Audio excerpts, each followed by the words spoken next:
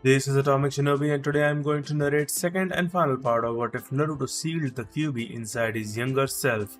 If you enjoyed this video, please like, share and subscribe to this channel. Now wasting no time, let's start the story. By no means did Minato like Orochimaru. His sensei's influence and his own discernment both played a role. After all, the snake Sanin wasn't a nice guy. But in spite of everything, Minato had faith in Orochimaru and all of his soldiers. His first instinct was to deny and defend his sensei's rival when Naruto implied that Orochimaru was going to betray them. To put it mildly, the consequences of Orochimaru turning traitor were severe. He was aware of how much it would hurt his mentor, so he didn't want to accept it. But Naruto, he told himself, was from the future. Minato was certain that his son knew a lot more than he did, despite the young ninja's remark that he knew little about Orochimaru's betrayal. Naruto eventually began to explain after being gently prodded by Sosuke. Sosuke and Minato exchanged somber glances. The young Anbu paused. I don't exactly know the timeline. I was under the impression that Orochimaru deserted the village somewhere around the time I was born. Naruto paused once more and tapped his temple angrily before continuing. I'm not fully aware of what his motivations really were. I know that he was obsessed with learning every technique that existed. That's why he was so interested in Uchiha Sasuke. He wanted the Sharingan. He paused and said, I think. His lips formed a grimace of disgust. He invented this technique, a method to gain immortality. He would transfer his soul. You think? Sosuke's eyebrows arched as he asked. Naruto sighed. I don't know what exactly the specifics of that jutsu were. I only know that he transferred his soul from one powerful container to another. When he took over a body, he would be able to utilize their skills in jutsu, including bloodline limits. He wanted to take over Sasuke's body. Naruto sighed. He tried with Itachi, but that man was out of almost everyone's reach. So he targeted the Uchiha to gain the Sharingan, replied Minato. But from what you've alluded, both Itachi-kun and Sasuke-kun grow up to be fairly powerful. Why didn't he pick a weaker member of the clan? For a moment, Naruto considered whether he should tell the whole truth. He gave it some thought and concluded that the time was not yet right. He closed his eyes in contemplation, carefully masking his pain. Itachi was powerful beyond words. He possessed the most evolved Sharingan at that time. Orochimaru wasn't able to touch him, much less defeat him. Sasuke, on the other hand, had the Sharingan with the most potential. When Orochimaru targeted him, he was a mere genin and not powerful enough to negate his influence. To collect his jumbled thoughts, he shook his head. On to more important matters. His dad was staring at him. Orochimaru was forced to leave the village when Sandaime discovered that he was conducting human experiments. Sosuke moved forward, his eyes narrowed dangerously, and Minato froze. Naruto gave a gentle sneer. Don't act so surprised. He grinned at them. Human experiments are legal as long as they are done on prisoners or traitors.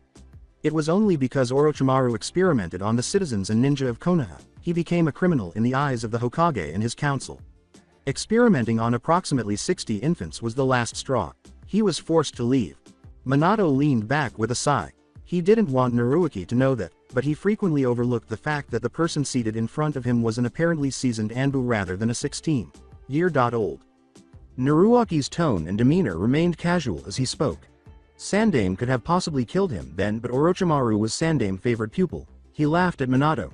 Konoha certainly doesn't practice what it preaches, does it? Every sensei seems to have a favorite amongst his group of genin. Minato scowled. He was able to identify the jibe for what it was, but he was unable to comprehend why. He gave each of his students the same amount of attention, as far as he was aware. Sosuke inquired, so, Orochimaru escaped? Naruto smiled. Indeed, he did. He repeated, he didn't stay quiet, though. He joined a criminal organization called the Akatsuki. He didn't hold his position amongst their ranks for long. There were people who were more powerful than he was in that organization and that bothered him. He wasn't someone who would willingly take to being ordered about. Naruto sighed. Carefully concealing Itachi's issue, he left the organization and created his own village called the Hidden Sound in Rice Country. Minato paid close attention to Naruto. He doesn't seem to be actively endangering Konoha's interests. This Akatsuki, I have heard whispers about it, but they don't seem to be a threat to us. When Minato opened his mouth to ask more questions, Naruto sneered, then sit up and take notice, Yondaime-sama. He said bluntly, in the future, Akatsuki will become the greatest threat to all shinobi nations. But let us focus on the problem at hand. Don't be deceived by his silence. He will be preparing himself and gathering an army. That takes time. He said dryly. Orochimaru attacked Konoha when I was 12 years old. He attacked during the Chunin examinations. He marked Uchiha Sasuke with a mind-corrupting seal. The seal had an essence of Orochimaru in it. Since that guy's intention was to take over Sasuke's body, he placed the seal on him so that Sasuke would become more susceptible to his influence. His gaze flickered toward the window. His lips curled into a grave scowl. Sasuke was by no means innocent. He wanted power and he allowed Orochimaru to lure him away from Konoha. Not missing the emphasis, Sosuke raised his eyebrows and asked, aloud? That guy was a cunning bastard. He was deceiving Orochimaru all along. Naruaki sneered, turning to face Minato, and warned, the Uchiha are dangerous. Especially the latest generation. The Sharingan is the most complex dujutsu that I have ever encountered. I have observed that Sharingan evolves. Uchiha Itachi took the Sharingan to the next level and Sasuke took it even further. You know that there are only 3 levels to the Sharingan, the 3 komas. Minato gave a nod. There is another level above it. It is called the Mangekyo Sharingan. With curiosity, Sosuke inquired, what does it do? Naruaki sighed. No one can ever be certain. It seems that Mangekyo Sharingan is different from one person to another. Kakashi had the power to create a rift between dimensions and banish anything he wished into the void. Minato's eyes widened slightly. On the other hand, Itachi seemed to possess 3, almost undefeatable and extremely powerful attacks called Amaterasu, Tsukiyomi and Susanoo. He waved helplessly. I don't even know what Sasuke's Mangekyo Sharingan was capable of. Sosuke looked at Naruaki bewilderedly and said, you say that the Uchiha are dangerous and yet you seem to favor them. Any reason for that? Naruaki raised his eyebrows. They're dangerous enemies but they'll make very good allies. Consider Itachi out of the question. He won't betray Konoha. Ever. Sasuke worshipped Itachi, so as long as Itachi is loyal to Konoha, Sasuke will be loyal to Konoha. That is, unless Itachi tortures Sasuke and kills the entire clan in front of him, Naruaki thought icily. Sosuke stopped, staring at Naruaki as insight filled his eyes. And you intend to make certain that Itachi obeys you above everyone else. Naruaki merely grinned without bothering to respond. Minato wasn't so sure. Are you certain it's wise to meddle with something as fragile as trust? If the Uchiha get a hint that you're manipulating them, the repercussions would be severe. Naruaki raised his eyebrows, and the alternative? We sit back and let things be as they were and have a powerful enemy on our hands. He shifted his posture. Our problem is Orochimaru. Let us forget about the Uchiha right now. I'll deal with them. He rested his head. Sandaime was killed in that attack along with many ninja and civilians. Orochimaru made an alliance with Tsunagakure. Suna? Yandaime asked, stilling. Sighing, that's going to be a problem. After that invasion orchestrated by Orochimaru failed, Suna became a powerful ally of Konoha. The case of our generation, Gaara, was my best friend. If circumstances don't play out as it did in the future, that we may lose that alliance. The young Anbu grumbled. He would need to form an alliance with Suna and find another way to save Gaara from himself. Sosuke gave him a look. Is that why you're so uncertain about Orochimaru? Because of the alliance with Suna? Minato said, that's not a strong enough reason to let Orochimaru escape. Naruaki, his son, nodded. With a distressed expression, he muttered, I'm well aware of that. While the alliance is on my mind, I'm concerned about other things. I know that Orochimaru will certainly join the Akatsuki if he leaves Konoha. If he joins, it would mean that I would know most of the principal members of the organization and their abilities. He stopped and searched for the appropriate words to convey his ideas. Moreover, there's a certain connection between Orochimaru and Danzo. I never found out the exact nature of their relationship. Moreover, I'm convinced that there was a connection between Madara and Danzo. If we catch that guy too early, many things would change and my knowledge of the future would be compro. Minato abruptly interrupted, saying, hold on, did you just mention Madara? Uchiha Madara? Leaning back, Naruaki gazed coolly at the Hokage through his hooded blue eyes. I did. Minato's whole attitude appeared to shift suddenly. His piercing cerulean eyes were fixed on his son's face as he leaned forward. So he survived. My instinct was correct. The Kyuubi. Indeed it was. The Akatsuki, Yandaime. Sama, is a foe that we need to consider very carefully. Konoha isn't ready for a confrontation with Madara at the moment. If we play our cards carefully, we won't have to deal them for at least a decade. We can use that time to prepare. Wouldn't it be best to destroy the members of the group before the group is formed? Sosuke asked, casting a doubtful glance at Naruto. No, Yandaime replied. Much to Naruaki's dismay, Naruaki is right. We can't face Madara now. If I understand correctly, Akatsuki is Madara's tool. If we let the original Akatsuki form, we'll have a distinct advantage of knowing their strengths and weaknesses beforehand, thanks to Naruto. His son nodded in agreement. If we act too soon, Madara will know that something is up, that we've somehow gotten a hint of his motives and ambitions. Moreover, the replacements will be unknown to us. Naruto laughed. That's correct. Now you realize why I wish for both Itachi and Sasuke to be loyal to Konoha. He leaned forward and placed his hand on his dad's workspace. Itachi's true potential is unknown to me. I don't know if his faulty upbringing conducive or harmful for his growth. What I do know is that he relied on his Sharingan too much. A mistake that Sasuke repeated. Both their potential is beyond what you can imagine. Sasuke looked at him. Aren't you relying too much on the Uchiha siblings? Just those two? Naruto said, you see, they're important. Indeed, I'll be the first to admit it, but no one is as important as Naruto. Minato sat up straight and narrowed his eyes when his youngest son was mentioned. You are mistaken, however, the Uchiha are weak here. He tapped his temple, and here. So easily corrupted, so easily swayed, he put his hand over his heart on his chest. But Naruto, he'll never falter. Naruto's will and his morals are unshakable. His word once given, is something anyone can trust above everything else. Sasuke and Yondaime both appeared a little uneasy. Humorously, you underestimate the problems we'll face in the future. As it stands, we need as many powerful and loyal people to support Konoha as possible. We can't afford to let even a single potentially powerful nin out of our grasp. He studied this dad closely, and I'm not talking about just competence, Hokage. Sama.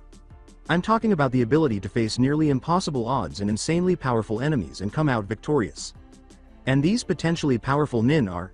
Sasuke asked, leaning forward with curiosity. Chuckling. Konoha is plentiful when it comes to prodigies, Sasuke-san. Some of them hidden and underestimated, some of them so blindingly brilliant that their skills cannot be ignored. As long as we nurture them properly, we shouldn't have a problem. Naruto and his friends will together form Konoha powerful defense. Naruto appeared somber, and Minato and Sasuke both appeared shocked. With a graceful wave of his hand, he said, that's Naruto's destined duty. Naruto's true potential is, he paused, searching for the right word, incomprehensible. I know what I'm capable of. I know what Naruto will be capable of. Whatever potential I had was destroyed before it had a chance to truly grow. And I know just what to do so that he doesn't grow up to become me. He acknowledged with a gentle, regretful smile. As the Hokage examined his son with a marked sense of melancholy, Sasuke cast a sidelong glance at Minato. And how does that benefit Konoha? With a smirk, Naruto's soft smile vanished, leaving a memory of a boy who was kinder and more innocent than he truly was.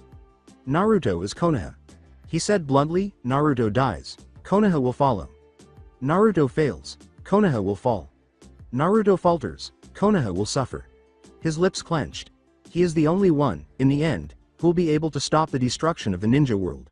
He was prophesied to be born. Minato's mind reeled from the information his son had just shared, and there was a long period of stunned silence. They'll help us defeat Akatsuki. They'll have no other choice. Naruto said bluntly, there are greater things at stake than their own clan and their selfishness. The Uchiha are just tools for me to utilize until Naruto is ready. He shook his head in disgust. After getting his bearings, Minato finally asked, you're certain about all this and Orochimaru? He looked at the Hokage sharply and shrugged, saying, no. I can't promise that, as you well know. I could very well be wrong, and letting Orochimaru go or waiting before dealing with him would prove to be a bad decision, but, he paused, while it would be foolish to ignore or underestimate him, I have supreme confidence in you. He pointed to Minato, and the young Hokage arched a brow in surprise. You know Orochimaru better than I do, and unlike Jiraiya or Sandaime, Sama, you're impartial. You can deal with him as you see fit. My responsibility is the Akatsuki and Madara, and if it comes to that, Itachi and Sasuke. No. Are the risks of letting that man go worth it? Minato scowled. Murmured, in the end, what brought Konoha to its knees wasn't an external force, Yondaime. Sama, but an internal disease. Danzo isn't the only one I'm worried about. Many people in our council follow his example. They prefer his rigid ideals and lack of humanity and compassion to Sandaime's humane approach or irrational one. He sighed as he leaned back, we've delayed that problem because I insisted that you live. He glanced at his dad, you're too powerful for Danzo. Your political acumen is on par with his while your skills as a ninja far surpass what he had managed to steal. He grumbled, still, it can't be denied that Danzo is slowly gaining support. He isn't above using outsiders to get the power he desires. With each word that escaped the boy's lips, Sosuke's interest in his best friend's son grew. And you seek to change that? He asked. Naruaki laughed, not at all. I don't care much about that. My goal is simple. Keep Konoha safe. That's it. No external and internal strife should affect it. Minato whispered, you see, that is what I don't understand. Why is this to be your responsibility? She asked. Naruaki took a moment to consider his view. Sasuke, Sakura, Chan, Kakashi, Sensei, Sandaime, Iruka, Sensei, Jiraiya, Hinata, Chan, Neji, Konohamaru, Tsunade, Kiba, Shino, Lee, Shikamaru, Choji, Shizune.ne, Anko.ne, Azuma, Sensei, Yamato, Sensei, Saiyan Naoyu and Naruto. Chan, without raising his hand, I could go on and on, listing all those people who are precious to me. They are Konoha to me. When I think of Konoha, I think of them. Their safety, their well-being and happiness is connected to this land. Sosuke sighed and pointed to Naruaki, saying, look, Minato, this is going to get us nowhere. Letting Orochimaru go is risky, but if what Naruaki says is true then. We need a spy to accompany Orochimaru. Someone who would. Minato shook his head. Narrowing his eyes, Naruaki held up his hand. The next moment, Sosuke and Naruaki were standing. Naruaki between the door and the Hokage, and Sosuke facing the office's lone window. The two Anbu drew their swords, prepared to face any threat, and Minato swiftly reached for his kunai. When Minato's office door flew open, Naruaki was the first to react. As he moved, his sword was merely a blur. If the intruder posed a threat, the razor sharp blade was poised on their neck, ready to decapitate them. They learned what they needed to know from a whimper. Sheathing his sword and straightening gracefully, Naruaki gazed down at the trembling woman before him with a detached expression. Minato hurried past his son and ushered the woman in the nurse's uniform to a chair. With a sweet smile, he said, we were talking about something serious and were a little high-strung. Please pardon us for that, Akiko.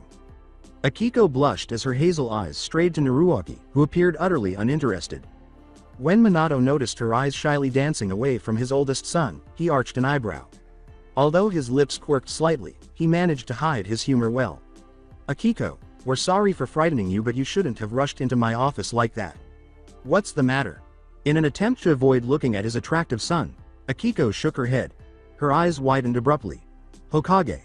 Sama, she yelled, Sandaime. Sama was just admitted to the hospital, he was attacked. Sosuke and Naruaki immediately became alert. She went on desperately, we believe Orochimaru. Sama may be in danger as well since Sandaime spoke his name before he lost consciousness. Minato let out a loud curse, and Naruaki scowled. They didn't think Orochimaru would take action so quickly. He nodded after giving Sosuke a quick glance. Minato turned to face Akiko after the ANBU general made a gentle affirmative sound. She nodded and then glanced at Naruaki. Thank you, Akiko. You may leave now. If in any case you or your colleagues encounter Orochimaru, inform me immediately. The young Anbu saw her looks this time and raised an eyebrow, completely uninformed. Is there something you wish to tell me? When Akiko turned away from his son in a panic and blushed, Minato shook his head and sighed. Nothing, sir. After a single look, Naruaki ignored her and arched an eyebrow at Sosuke. Before vanishing from view, the general nodded his head and muttered, I'll go alert the guards. Naruaki met Yondaime's gaze and squinted his eyes before saying, I will go and check on Naruto. Chan. Both were well aware that Orochimaru might attempt to hurt Naruto or even kidnap him. It was still possible that it would occur now even though it hadn't in Naruaki's day. The Hokage gave a nod. Meet me at the hospital when you're done. I'll go check up on Sandaime Sama and get his account of what happened. Naruaki gave a nod and immediately departed. Yondaime sat on the chair by the older man's bed and whispered, Sandaime Sama, what happened? He asked. In silent remorse, the elderly ninja closed his eyes and sighed. I become weak, Minato.kun. He admitted, not only weak in body but in mind and heart. I let my affection take precedence over my loyalty for Konoha and now we must all suffer the consequences. With wide eyes, Yondaime said, you confronted him. You knew? The former Hokage asked, staring at his successor with astonishment. With a regretful smile, Minato said, Naruaki. Sandaime ran a wrinkled hand over his face and whispered, that boy of yours is far too knowledgeable and shrewd. There was a grin. His cunning would put Danzo to shame. Minato shook his head. Naruaki is of the opinion that we should let Orochimaru go. He paused, for the time being. The younger man grimaced. I'd rather not have my child being compared to that slime. He said bluntly, we were just discussing the matter. Be careful, Minato-kun, not to rely on Naruaki's knowledge entirely. He may not always be right, Sandaime said, looking shocked before giving Minato a stern look. There's more to this than we're aware of. Naruaki knows more than we do and we can't simply disregard that, the Hokage said with a wry smile. Ironically, he said the same thing. He sighed, I can't ignore his knowledge either. Nor can I bring myself to disregard his counsel completely. He combed his fingers through his hair warily. He sat down and said, in any case, I have no doubt that Jiraiya Sensei has gone after him. Besides, Sosuke must have sent an Enbu unit after Orochimaru. Naruaki has gone to check on Naruto to see if he's safe. He seems very protective of the child. Nodded, Naruto will be the only person Naruaki will be completely honest and open with. He raised his hand, but enough about that troublesome child. He gazed intently at the Sandaime. If the Anbu and Jiraiya don't manage to bring Orochimaru back, then we shall go forth with Naruaki's plan. I believe he plans to pay attention to Orochimaru's actions in the future. He has something on his mind, that he says we'll counter a threat that's larger than Orochimaru. With a slightly perplexed expression, Sandaime lifted his eyebrows and said, Minato, Orochimaru is set on destroying Konoha for slighting him. He coveted your position. Yondaime leaned back in his seat reflectively and said, it took me a while, but I think I'm starting to understand Naruaki's strategy. He nodded. I realized that Sandaime Sama however, and paused to glance at his predecessor seriously. Sometimes we must let the smaller fish go to catch the bigger one. Minato sighed, attempting to articulate his thoughts, and Sandaime scowled in inquiry. Minato leaned back with a frown and made a vague gesture, saying, there is some connection between the two. Naruaki has carefully devised a way to neutralize both of them. From what I can gather, there are two different sets of enemies that we must deal with. He explained, one of them operates within Konoha and the other outside it. And what way is that? The older man asked, his eyes calm and assessing Minato. Deal with the internal threat first. The Yondaime said, the internal threat is right in front of our eyes, Sandaime Sama. It's within our reach, in our territory. We have all the advantages we need, and if we deal with this carefully, we can strengthen Konoha. Sandaime squinted as he considered what Minato had said, and what exactly is this enemy? Danzo's ideals. Not Danzo himself? Sarutobi asked, staring at Minato in shock. Nodding, he's a threat, of course.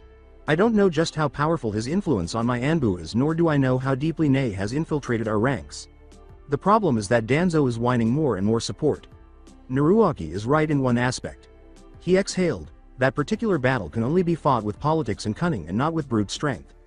Naruaki believes that just finishing off Danzo won't do the trick. He wishes to ruin Danzo, to drown his reputation? Sandaime asked, her eyes widening in sudden comprehension. That's exactly what he has on his mind. He wants to discredit Danzo so that the problem is destroyed to the very roots of it, Minato said with a grim nod. And this external threat? Minato exhaled. I'm under the impression that politics and cunning will go nowhere in that case. Naruaki has led me to believe that they are very powerful. So much so that very few amongst our ranks can encounter them and hope to survive. Minato could understand the former Hokage's surprise. After all, the Konoha ninja were not weak. They had a large number of legendary members among the shinobi nations. What does he plan to do? Minato sighed helplessly. I don't know much. This threat, Akatsuki, is an organization of S-class noob.nin. They recruit very strong people, and Naruaki tells me that Orochimaru will be a part of their organization. We have decided to wait until the entire organization is formed before dealing with them. Why is that? Simply because I know the members of the organization well and I know their strengths and weaknesses. Naruaki's sudden appearance did not appear to surprise either Sandaime or Yondaime. Why not deal with them when they're alone and not a part of a cohesive unit that could pose a greater threat to us? The oldest of them frowned as he gazed at Naruaki.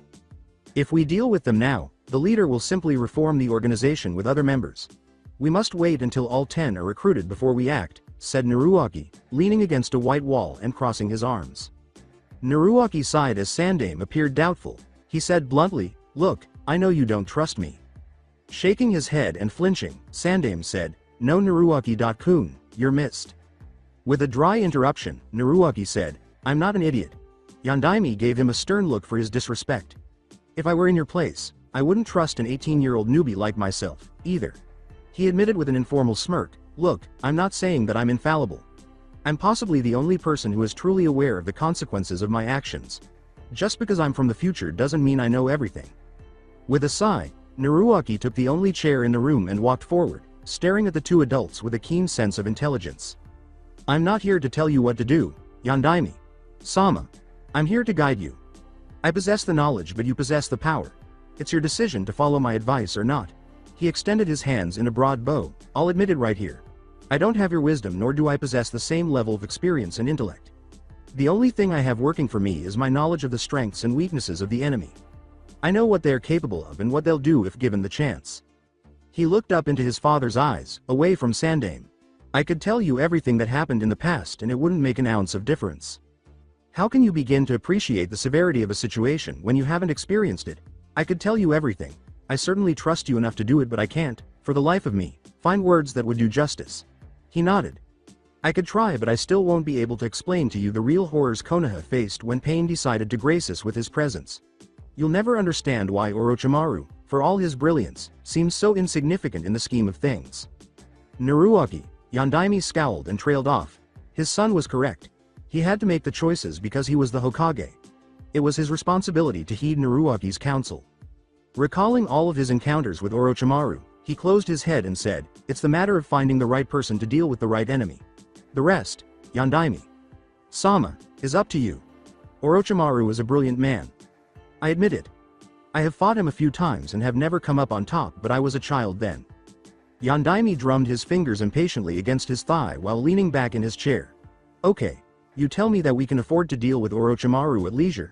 He finally sighed in frustration. "I didn't say that. I said that it wasn't necessary that we deal with the guy now." Naruaki shook his head. "No. Tell me, Naruaki, if it comes down to you and Orochimaru, who do you assume will win?" Yandaime said, squinting his eyes. Namikaze the younger froze. Minato nodded and said, "You want to know if I can defeat him? Honestly speaking, I don't know. Every time I've faced him, I've failed. Granted, I was too young at the time to do any damage." He scowled and said, "I could." Finally, he whispered. "Sasuke had the Sharingan to help him, but he had the cursed seal that made him vulnerable to Orochimaru. I may not have the Sharingan, but I don't have the cursed seal either." He whispered to himself, that should, in theory, prevent me from being possessed." Minato looked amusedly at his mumbling son in spite of the situation. It was very funny to watch him at times like these, when he disappeared into his own little world. The bright, anxious, and fragile-looking scientists who worked in the research and development department somehow resembled his tall, menacing son. Utterly geeky. "How about this?" Minato was leaning forward and paying close attention to his son. "I give you 5 years. 5 years of letting Orochimaru go scot-free. After that, you must capture him. We let Orochimaru spy on Akatsuki for us. We let him learn everything he can about that organization, and then you bring him back for our investigations department to feast upon." Naruaki's eyes grew wide with understanding. Minato laughed. "I don't want him building an army, Naruaki, and nor do I want him to form a village. If he doesn't have an army or a village to call his own, he doesn't have the power to attack Konoha." He sighed, "unless he persuades the Akatsuki to assist him in the matter." Shaking his head, Naruaki immediately brushed the idea aside. "Not going to happen." He said bluntly, "They have only one goal, and I know that they'll not risk moving too early. Trust me on this one. Akatsuki will not attack Konoha for the time being." His pupils widened. "If my plans succeed, Akatsuki will never attack Konoha." When he remembered something, he gave his father a stern look and said, "And let us not forget that Orochimaru may be involved with Danzo, or will be in the future. We cannot ignore that either." "That bastard." Minato sighed and rubbed his forehead. "I have to say this, Sandaime Sama. You let him have too much power. I know that you were great friends at one point, but really," he frowned slightly as he looked at Sandaime. Unfortunately, Sandaime grinned and said, "It seems to have been too lenient on many people, Minato." Naruaki hesitated, and he and his father turned to face the door. He said. Even before his pupil could make an announcement, Minato recognized the presence and yelled, "Come on in, Kakashi." Minato caught a glimpse of Naruaki's open face vanishing from the corner of his eye as his body relaxed into a sophisticated yet sly slouch in the chair. When Naruaki appeared at ease, Minato knew that he was at his most dangerous. His whole body was loose, as if he were about to jump. Innocently, his hands were resting on his thighs. poised to reach into his utility pouch and retrieve a kunai or any other weapon of that sort. It was an automatic response. Every time Naruaki saw someone he didn't like, he would do the same thing. Minato's eyes narrowed. He had thought Naruaki got along well with his students. He had witnessed numerous instances of his son and Kakashi engaging in thought-provoking debates and engaging spars. Was there a reason why Naruaki didn't like his pupil? Everything all right, Kakashi? After looking around the room, the silver-haired Anbu briefly focused on Naruaki before returning his focus to his mentor. We have a problem. The Anbu looked directly at his sensei as Minato raised an eyebrow in inquiry. We found many bodies, he grumbled, disfigured and almost unrecognizable, in Orochimaru's secret laboratory. Few of the captives were alive, but their physical and mental condition is still uncertain. We found many children, they have been experimented upon as well. Their names have been on the civilian missing persons list for quite some time now. He breathed deeply. Unfortunately, given their conditions, it would be wise if we don't release them into the civilian community as of yet. I don't think they'd take well to normal civilian life. With a sigh, the Hokage ran his fingers through his hair in shock. Anything else? Kakashi gave nod. Minato's face turned pale with anger as he hissed, word has leaked out. People are panicking. They found out about the experiments. Kakashi appeared to be uneasy. They attacked Orochimaru's apprentice, Mitarashi Anko. She's currently in the hospital. Oh my. Sandaime muttered, his features marred by a troubled frown. How could this happen so fast? It was impossible to hide the bodies and the victims when we brought them to the hospital. Kakashi said, the sheer number, we couldn't hide and the survivors needed instant medical attention.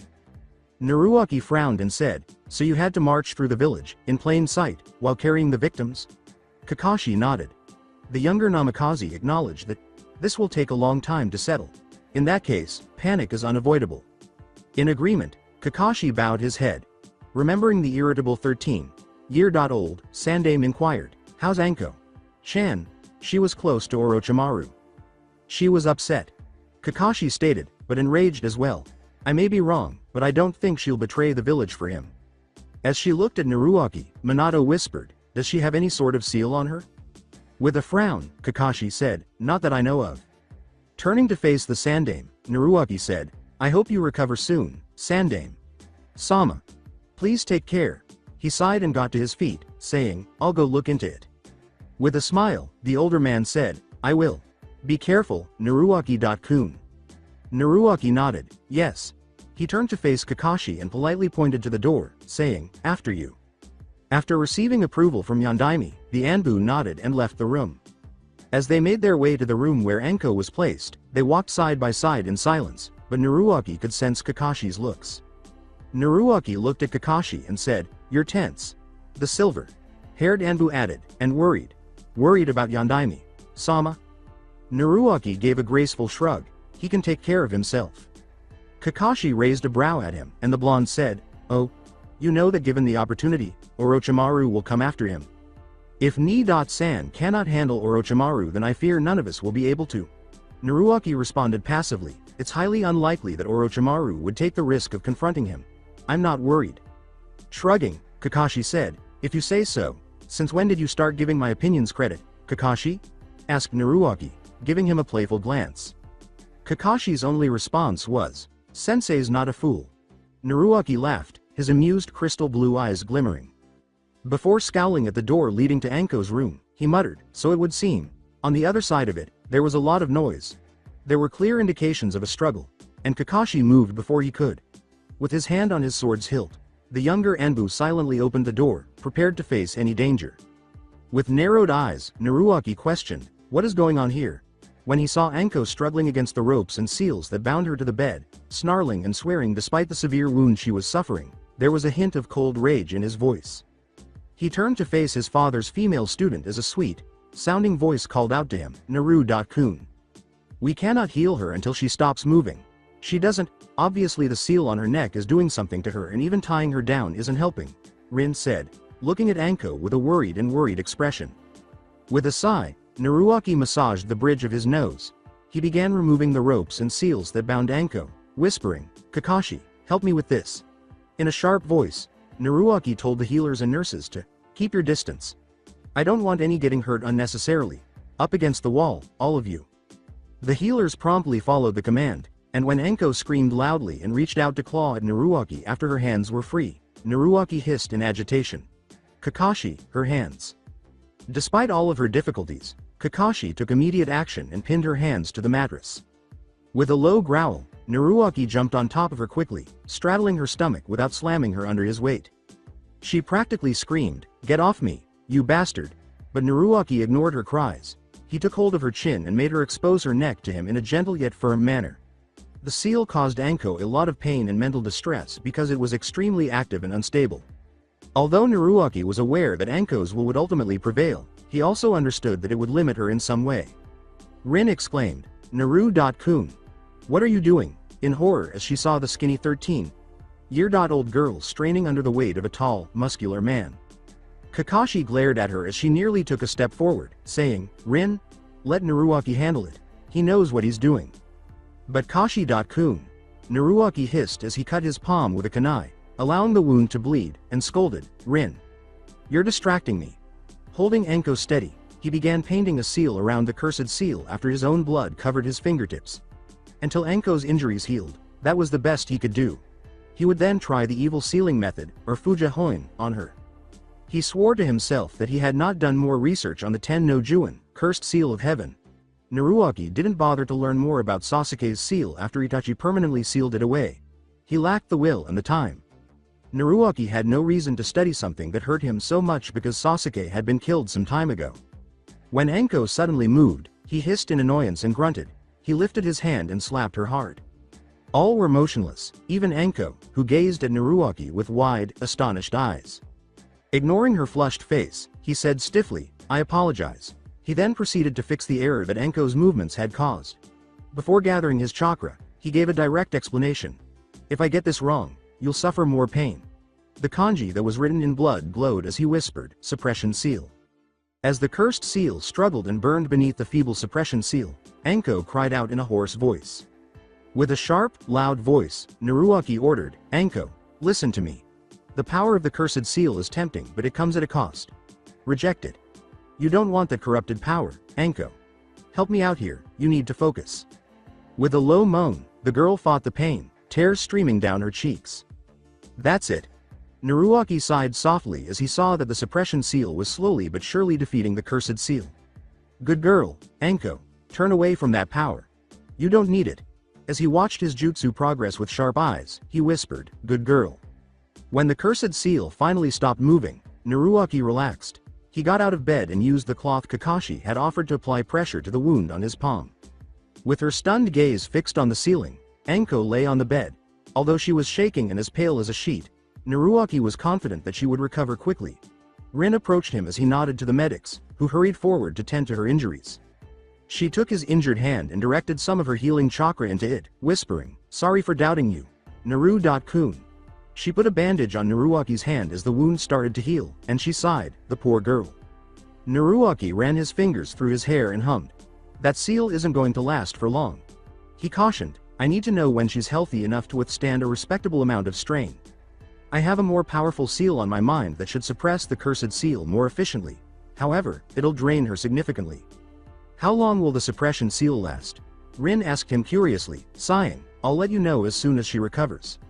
She sighed, "A maximum of 3 days, and that depends on how strong her own will is. Without a doubt, it should stay strong for at least another 30 hours or so." She scowled, appearing distressed. "We'll have to work fast then." As he made his way to the door, Naruaki waved his hand casually and whispered, "You do that. Inform me if anything untoward happens." "Where are you going?" Rin asked, her eyes widening. After giving her a quick glance, Naruaki drew a dry response to her query, "Home." As Naruaki vanished from view, Rin scowled and said, "Why that infuriating?" With a bored yet perplexed tone, Kakashi questioned, "What exactly did he do?" "I don't like the way he just waltzes in and out as though he owns this place, without so much as a by your leave." Raising an eyebrow, Kakashi said, "He doesn't need your permission to come and go as he pleases, Rin." She grumbled, "I know, but there's something called courtesy that you boys seem to have forgotten." Puzzled by her anger, Kakashi turned to face her. He suddenly became aware of something, and a smirk formed on his lips beneath his mask as his eye curved joyfully. "Why are you looking at me like that?" Rin asks, giving him a wary look. "Like what?" Kakashi asked, cocking his head to the side in a pretended state of bewilderment. As her face gradually turned rosy, Rin frowned and said, "Like that? Like you were thinking of something dirty?" Kakashi laughed. "Shut up." Raising his hands in submission, Kakashi said, "I didn't say anything." Rin gave him a fierce look and said, "But you were thinking it." "Thinking what?" Kakashi asked, raising a brow. Rin sputtered, her face flushed all over now. She trailed off in shame, "You know." "No, I don't know." Kakashi grinned, "Please do enlighten me." Kakashi noted with amusement that she was practically growling. "That's not funny." The Anbu gave her a cunning smile and said, "Don't worry Rin-chan, your secret is safe with me." He shook his head and said, "Oh, I think it is." Kakashi, "You idiot. It was a nice man, Yandaime-sama." Itachi was aware of that. However, he couldn't help but feel a little intimidated by the presence of the strong ninja. Although he had seen Yandaime from a distance numerous times, he could count the number of times he had spent time with him on one hand. Outside of Konoha, the man's ninja prowess earned him numerous titles and enemies, giving him a terrifying reputation. Yandaime was surprisingly friendly for a man who was known to have killed hundreds of Iwa ninja with a single jutsu. His genuine intelligence is easily concealed by his endearing smile and slightly mischievous demeanor. Itachi stared silently at the Yandaime and for the first time in his life felt a twinge of wonder. His father sat next to him, talking to Yandaime in a casual, inconsiderate way that suggested friendship. But Itachi surmised that it was just a delusion Yandaime wanted to project to calm the Uchiha. He looked around cautiously, with a secret eagerness, and caught his first look at the Hokage's office. After all, he was only 5 years old. When his father broke off the lighthearted conversation with a serious sounding address, Itachi turned his head and said, "Hokage-sama. Shouldn't Namikaze-sama be present here to discuss the apprenticeship?" Itachi listened more intently to the conversation, and Yandaime grinned. "Yes, but he's a little late." The Yandaime laughed at Fugaku's slightly irritated expression and said, "Excuse him. Naruaki is currently performing a complex containment seal on Mitarashi Anko to imprison the cursed seal that Orochimaru used on her." The Hokage shrugged. "I suspect there might be some complications. He should be here any moment now." Itachi saw his father frown, his expression vaguely worried. "Pardon me, Hokage-sama, but is it wise to allow your brother to be in the company of a known associate of the traitor? Are you suggesting that a student should be punished for her teacher's sins?" asked Yandaime, with a friendly expression but a harsh look in his eyes. "Punished? No, however, it would be wise to be cautious. Mitarashi Anko is an orphan and Orochimaru.sa. Orochimaru has raised and trained her for the majority of her life. It would be prudent on our part to ensure that her loyalties are with Konoha," Fugaku said calmly and composedly, despite immediately noticing Yandaime's anger. Yandaime understood Fugaku's point, but he continued to look at his new advisor sternly. He couldn't allow his compassion for Anko to cloud his judgment. But Naruaki's desire to assist Anko gave him some comfort by assuring him that his indulgence wouldn't backfire. But he would exercise caution. "You're correct," he told Fugaku. "However, even if she were a threat, Naruaki is by no means weak. If a problem arises, I have full confidence in his ability to deal with it." Happy that the Hokage had accepted his suggestion without taking offense, Fugaku nodded. It indicated that the Yandaime valued and gave careful consideration to his viewpoints. "Very well, Hokage-sama. Shall we company?" Forgive me for my late arrival." Itachi's eyes widened as he turned to face the new arrival. He had observed his father's astonishment at the sudden appearance. He had obviously failed to sense Namikaze-sama's approach. The man needed to be good in order to avoid his father's keen senses and battle-trained perception. Yandaime smiled and said, "Naruaki, finally, did the sealing go well?" The younger Namikaze sounded pleased, saying, "Morino.san has taken her for a preliminary interrogation, just to make sure that she is loyal to Konoha." Naruaki greeted the Uchiha pair with grace before turning to the cage to respond, "Yes." Mitarashi was very receptive, easily accepting the seal. "Since she had no desire to utilize the power, I was able to create a very strong containment seal on it." While Yandaime merely sighed, Fugaku appeared subtly pleased. He felt relieved that his brilliant interrogator had the foresight to hide his mistakes. "That's good." He asked Naruaki to sit down after giving him a quick glance. "We need to discuss Itachi-kun's apprenticeship with you," he explained. "He's only 5 years old. What's your plan, Naruaki?" The younger Namikaze cocked his head to the side thoughtfully, looking at Itachi. "He'll be joining the academy soon, I assume?" he said to Fugaku. The Uchiha gave a nod. He'll be joining in the upcoming term. He has shown a lot of promise, so the elders and I have decided to let him join early. They all observed that Naruaki didn't appear particularly impressed by that admission. The Fuinjutsu expert, however, remained silent on the subject. He turned to Itachi and silently watched him for a while. Itachi-kun, Naruaki responded after a while, I'm aware that ninja clans train their potential ninja before they even join the academy. What have you learned?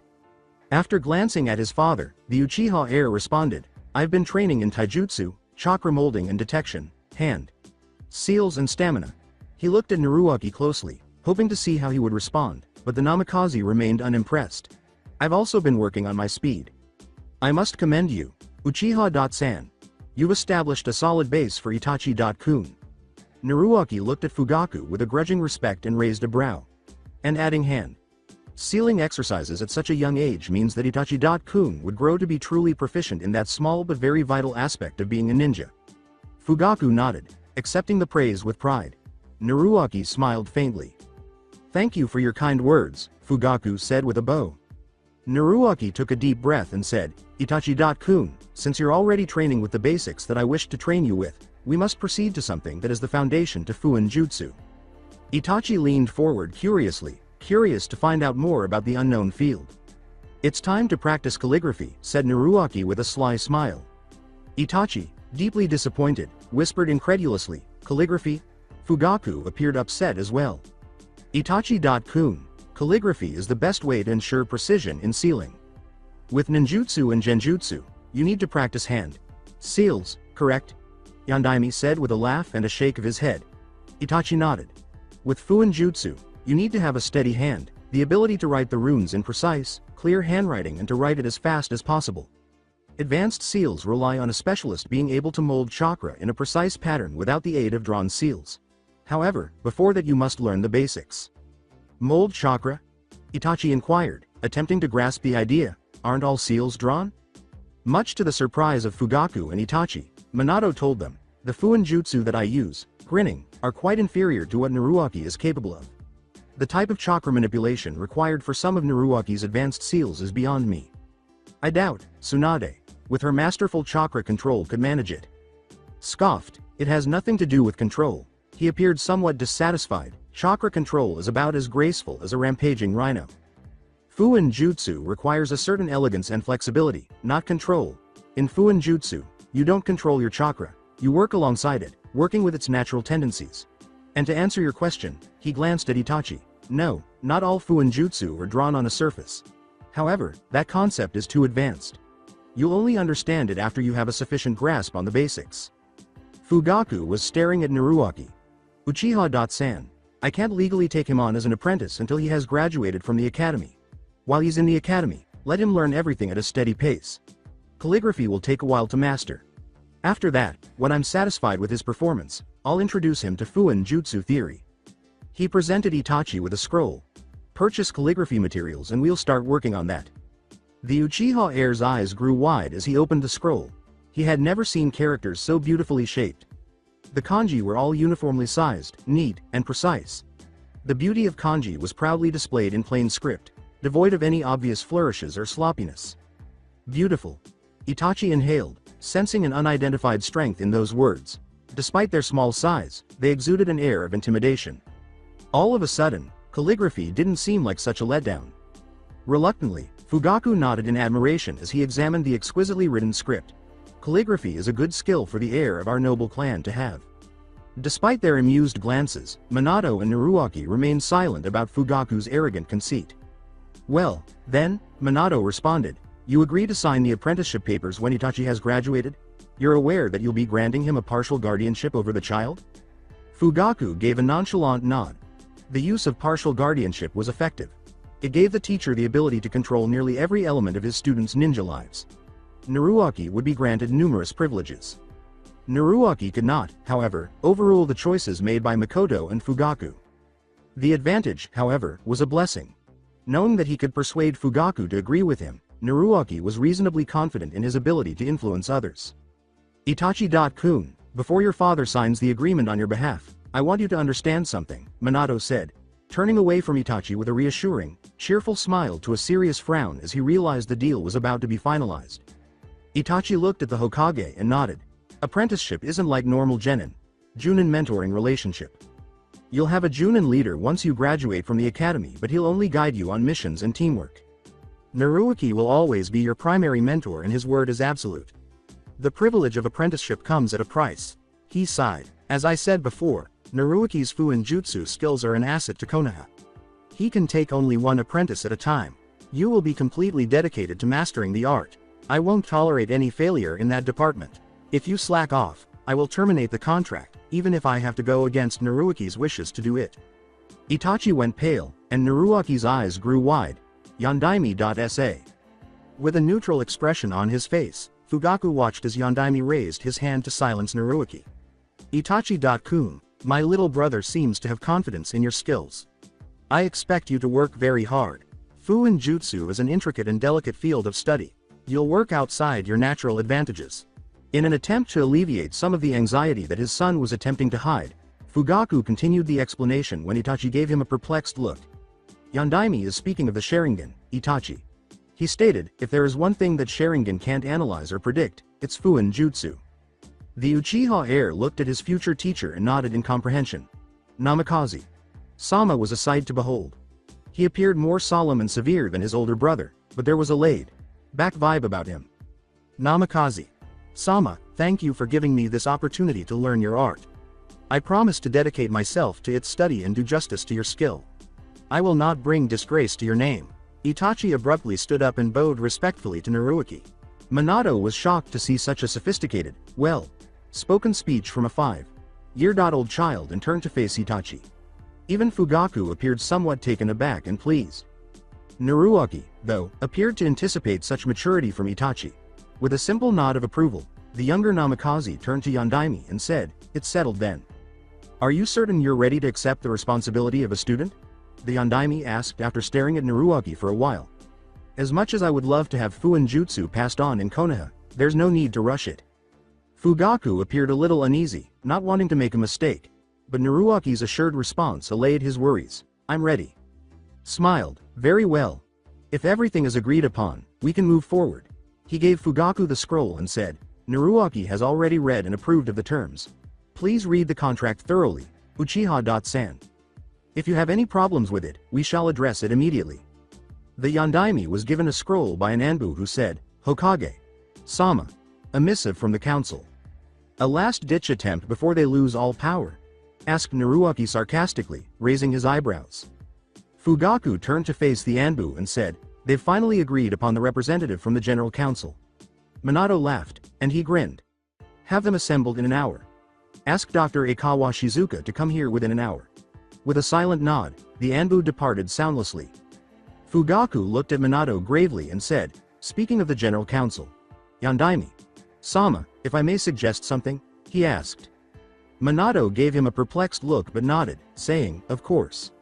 Sir, when you defeated that large contingent of Iwagakure ninja, your clan was awarded noble status for services rendered in given land, correct? Fugaku responded. Minato merely nodded, unsure of the direction of the discussion. Your clan was awarded a seat in the General Council as well, wasn't it? You can't exactly call my little family a clan, but yes. Minato nodded, but when Naruto began to laugh, she scowled in perplexity. Naruto?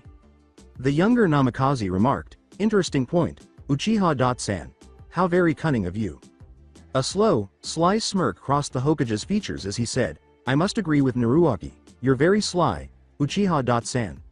The Hokage looked at his eldest and raised a brow, saying, I can't hold that seat, Naruto. As a Hokage, I must give up all other offices. So Namikaze clan seat falls back. Minato paused, his eyes widening, I see. Itachi appeared perplexed but immediately turned back to the scroll, understanding that he had no business talking in an adult conversation. With a slight smile, Fugaku bowed and said, I'm glad I could be of assistance, Hokage Sama. So we instate Naruto as a proxy in the Namikaze seat? Minato asked, laughing and tilting his head back. Exactly, Hokage Sama. The Uchiha agreed, just to keep the seat active, it is unwise to give up a hereditary political advantage. Being amongst the upper echelons might help Namikaze Sama settle more comfortably in our village's political structure. He may also earn the trust of many important people by wisely using that position. Yondaime kept a smile on her face and raised an eyebrow. He might. But are you certain that adding such a young boy into the council would be appreciated by the others? As long as the person recommended is competent, age is irrelevant, said Fugaku, shaking his head. For some reason, Naruaki appeared to be quite amused. I wonder what the Sandame, Sama's friends will pull this time. He laughed. The general council representative would be completely in their pocket, I assume. Fugaku turned to face Naruaki and said, Namikaze. Sama, with a look of grudging respect in his eyes. Is it wise to provoke Danzo? Ah, someone recognizes that old man's cunning. Naruaki leaned forward with a terrifying smirk and said, believe me, I wouldn't be surprised if a man like Danzo find a way to thwart Yondaime Sama's plan. The Uchiha clan head gave Naruaki a slightly shocked look for speaking to his alleged brother in such a formal manner. The elder shinobi, however, shrugged and said, Danzo has been entrenched in Konoha's politics since before Yondaime Sama was born. It wouldn't be easy to curtail his power. Oh, said Naruaki, feigning ignorance of Danzo's past. Interesting. You do realize that those who are successful enough in politics to stay in power for so long generally have more than a few skeletons in their closet.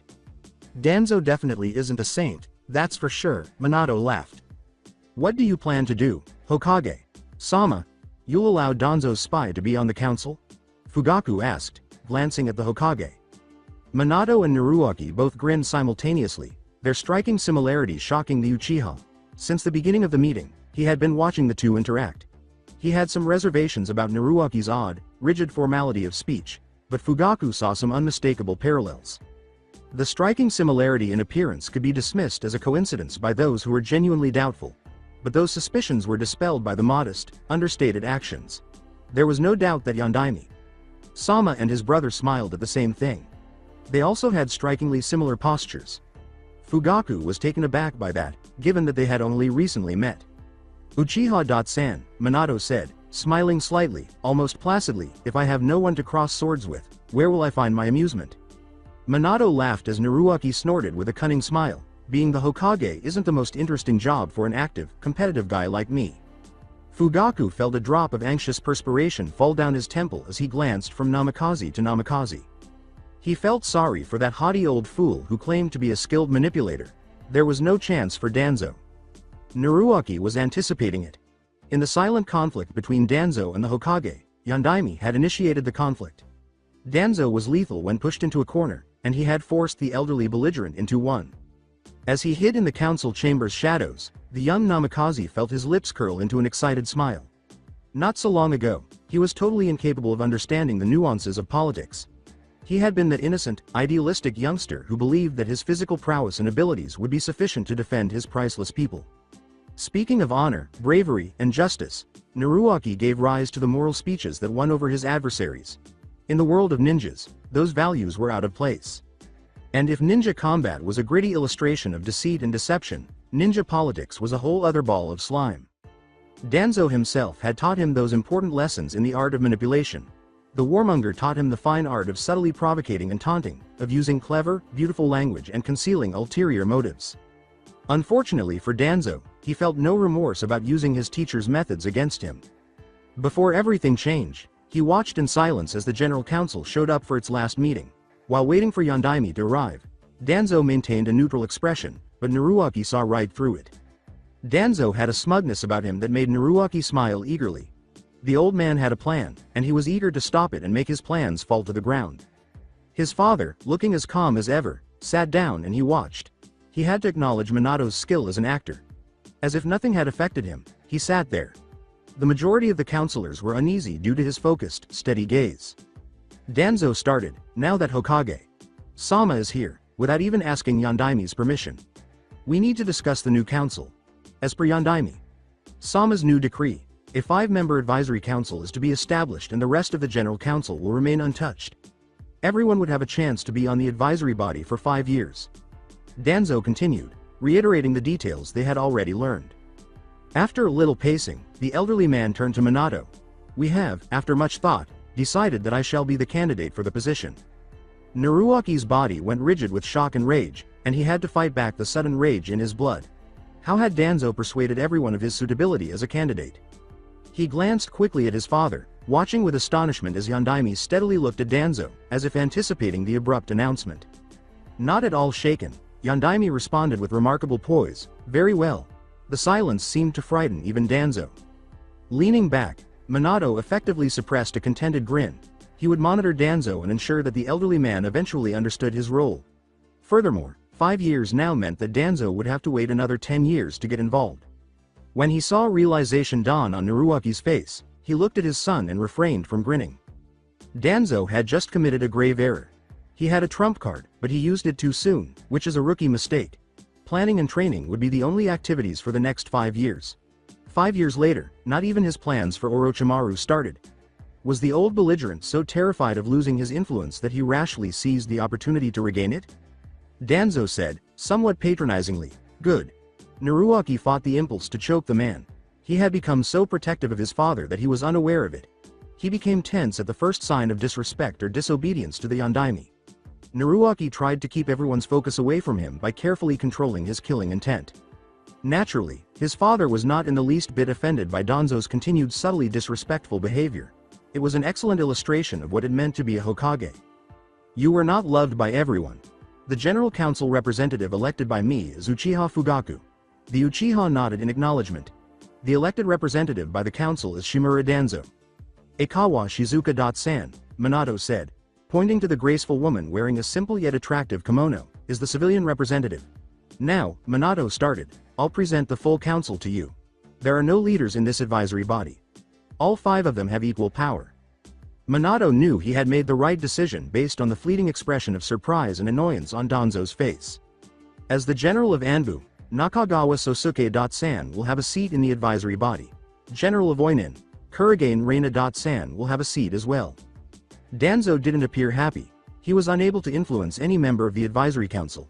The Uchiha was too proud of himself and his newfound friendship with the Namikaze clan to pay attention to Danzo's cunning remarks. He had no influence at all over the generals.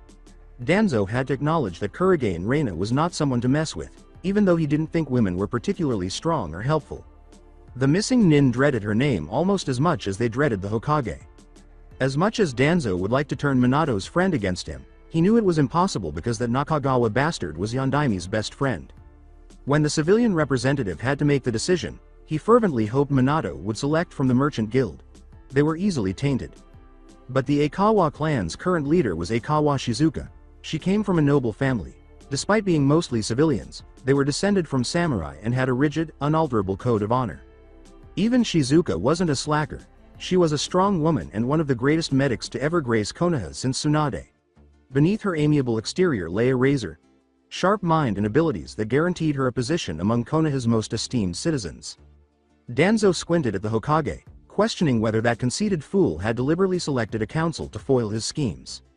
"There are some other agendas that we need to discuss," Yondaime continued, "and they require the attention of the entire General Council.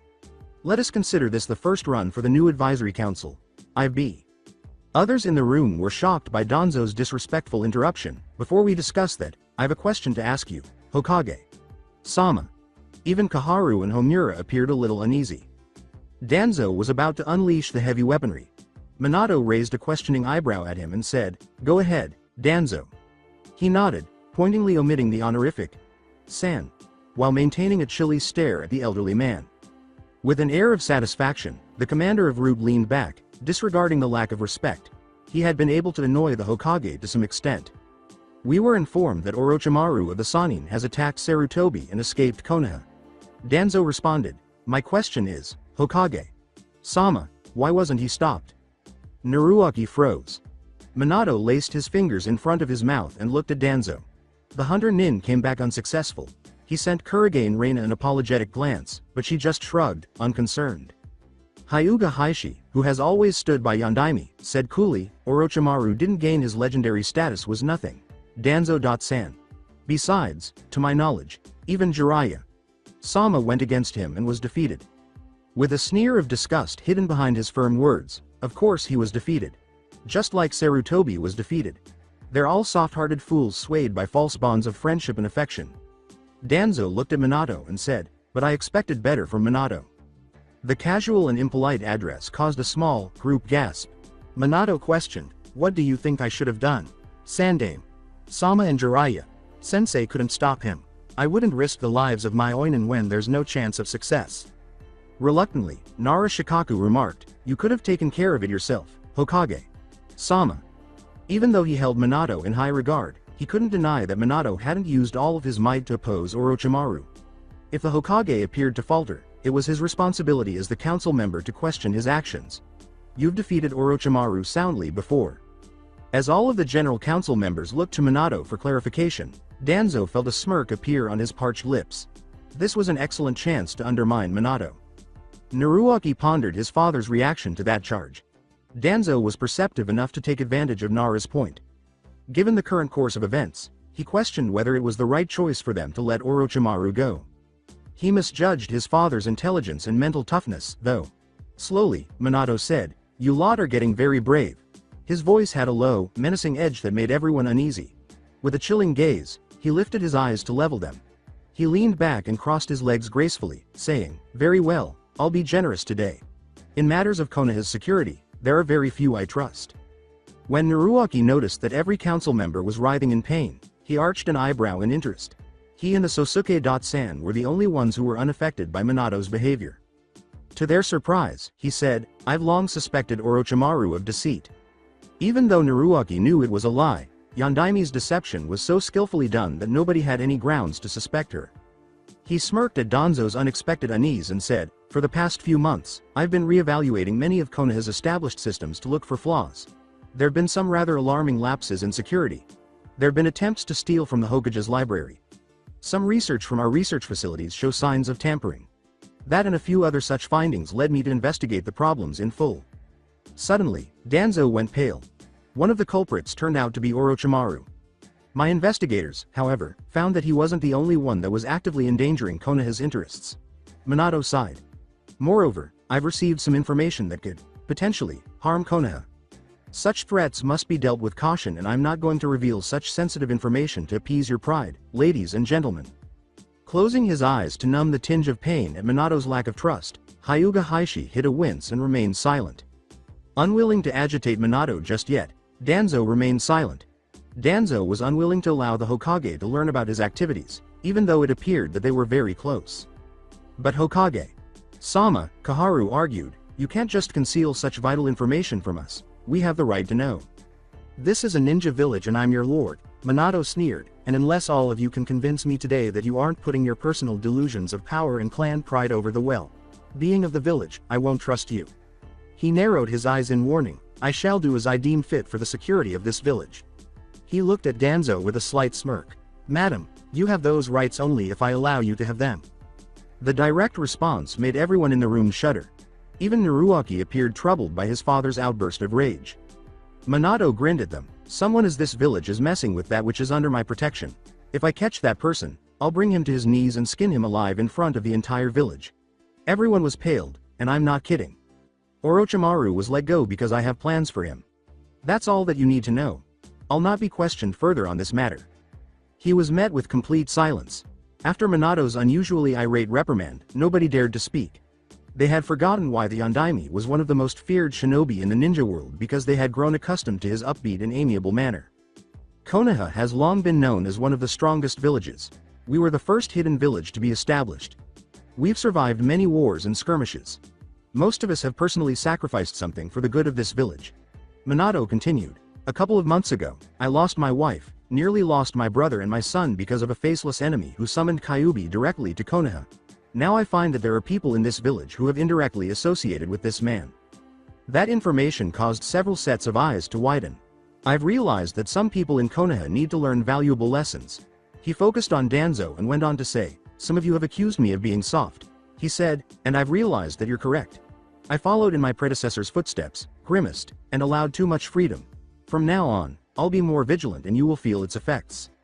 In order to distribute the files he wanted the council to read, the Hokage motioned his assistant to step forward. I have a few proposals to present. Keep in mind that while I'll consider your opinion, these proposals are untouchable. They will come into effect whether you agree or not. I've already consulted with the generals, Uchiha-san and Aikawa-san over the matter. While Danzo's approval would be appreciated, it isn't needed. The majority has already provided me with the approval I need. The stifling air in the council chamber made Nara Shikaku swallow. Minato had never looked so angry in his life. Perhaps questioning the Hokage had not been the best course of action. He was very careful not to offend the Yondaime. Heishi nodded, relieved that the Yondaime hadn't completely ignored him. As of right now, Minato started, I'm establishing a committee for academic excellence. I've had some complaints about the standard of teaching in the academy. Hyuga Heishi-san will be chairing this committee. I give Hyuga-san the liberty to choose the members and present them to me for approval. This committee will study the current academic system and report all the problems and flaws in the system to me. Heishi gave a nod. After that report is prepared, I'd like Hyuga-san to present to me potential solutions and alterations in the system. This position is a permanent privilege unless your performance is questioned, Hyuga-san. I shan't disappoint you, Hokage. Sama. Yondaime nodded as he turned to face the head of the Hyuga clan, saying, I have faith in your ability. The individuals in front of him nodded, hesitant to dispute anything at this stage. The current genin organizational system also needs some correction. I'll deal with that problem personally along with my advisors. Aikawa-san will be chairing a committee for civilian welfare. She'll select the members for this committee from amongst prominent and responsible citizens. This committee will never interfere in any shinobi matters. However, they're responsible for giving me regular reports on our civilian population. Shizuka nodded with a faint, stunning smile, but Minato ignored their desperate desire to please and went on. Morino Ibiki-san has been informed. From now on, every shinobi in our ranks will undergo a mandatory evaluation every year. I'll not tolerate traitors in my service. Morino-san will be working with Yamanaka Inoichi-san and forming a committee to carry out the evaluations. The generals will evaluate those in the Anbu and Oinin factions every 6 months. These evaluations are mandatory, and if anyone misses it without a sound reason, that person will be arrested, his memory will be wiped completely, and then he would be exiled. Nobody even dared to blink, much less talk, at this point. The level of fear in the room skyrocketed, and even Danzo thought he had let loose a monster. But I'm well aware that it still exists. Danzo, Sandame. Sama banned Nay.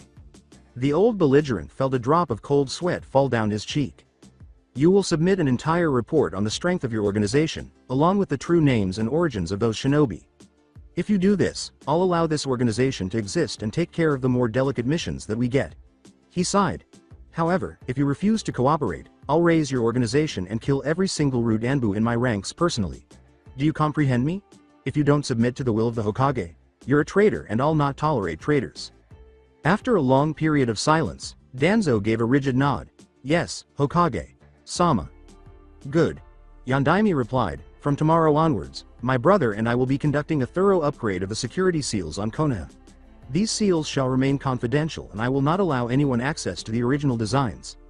These seals will prevent anyone from entering Konoha without permission. We will also be implementing several emergency response seals in case Konoha ever faces an invasion. The details of those seals will also be confidential. Once more, all he received were silent nods. His icy blue eyes swept across everyone in the council room before settling on Naruaki. On a smaller, more personal matter, Naruaki will be taking my seat as the Namikaze clan representative in the council. He has the right to be present in all general council meetings. Nobody was brave enough to protest. Minato gave a curt nod and stood up, saying without emotion, you're all dismissed. Then he swept out of the room. Neither Naruaki nor Sosuke wasted any time in following.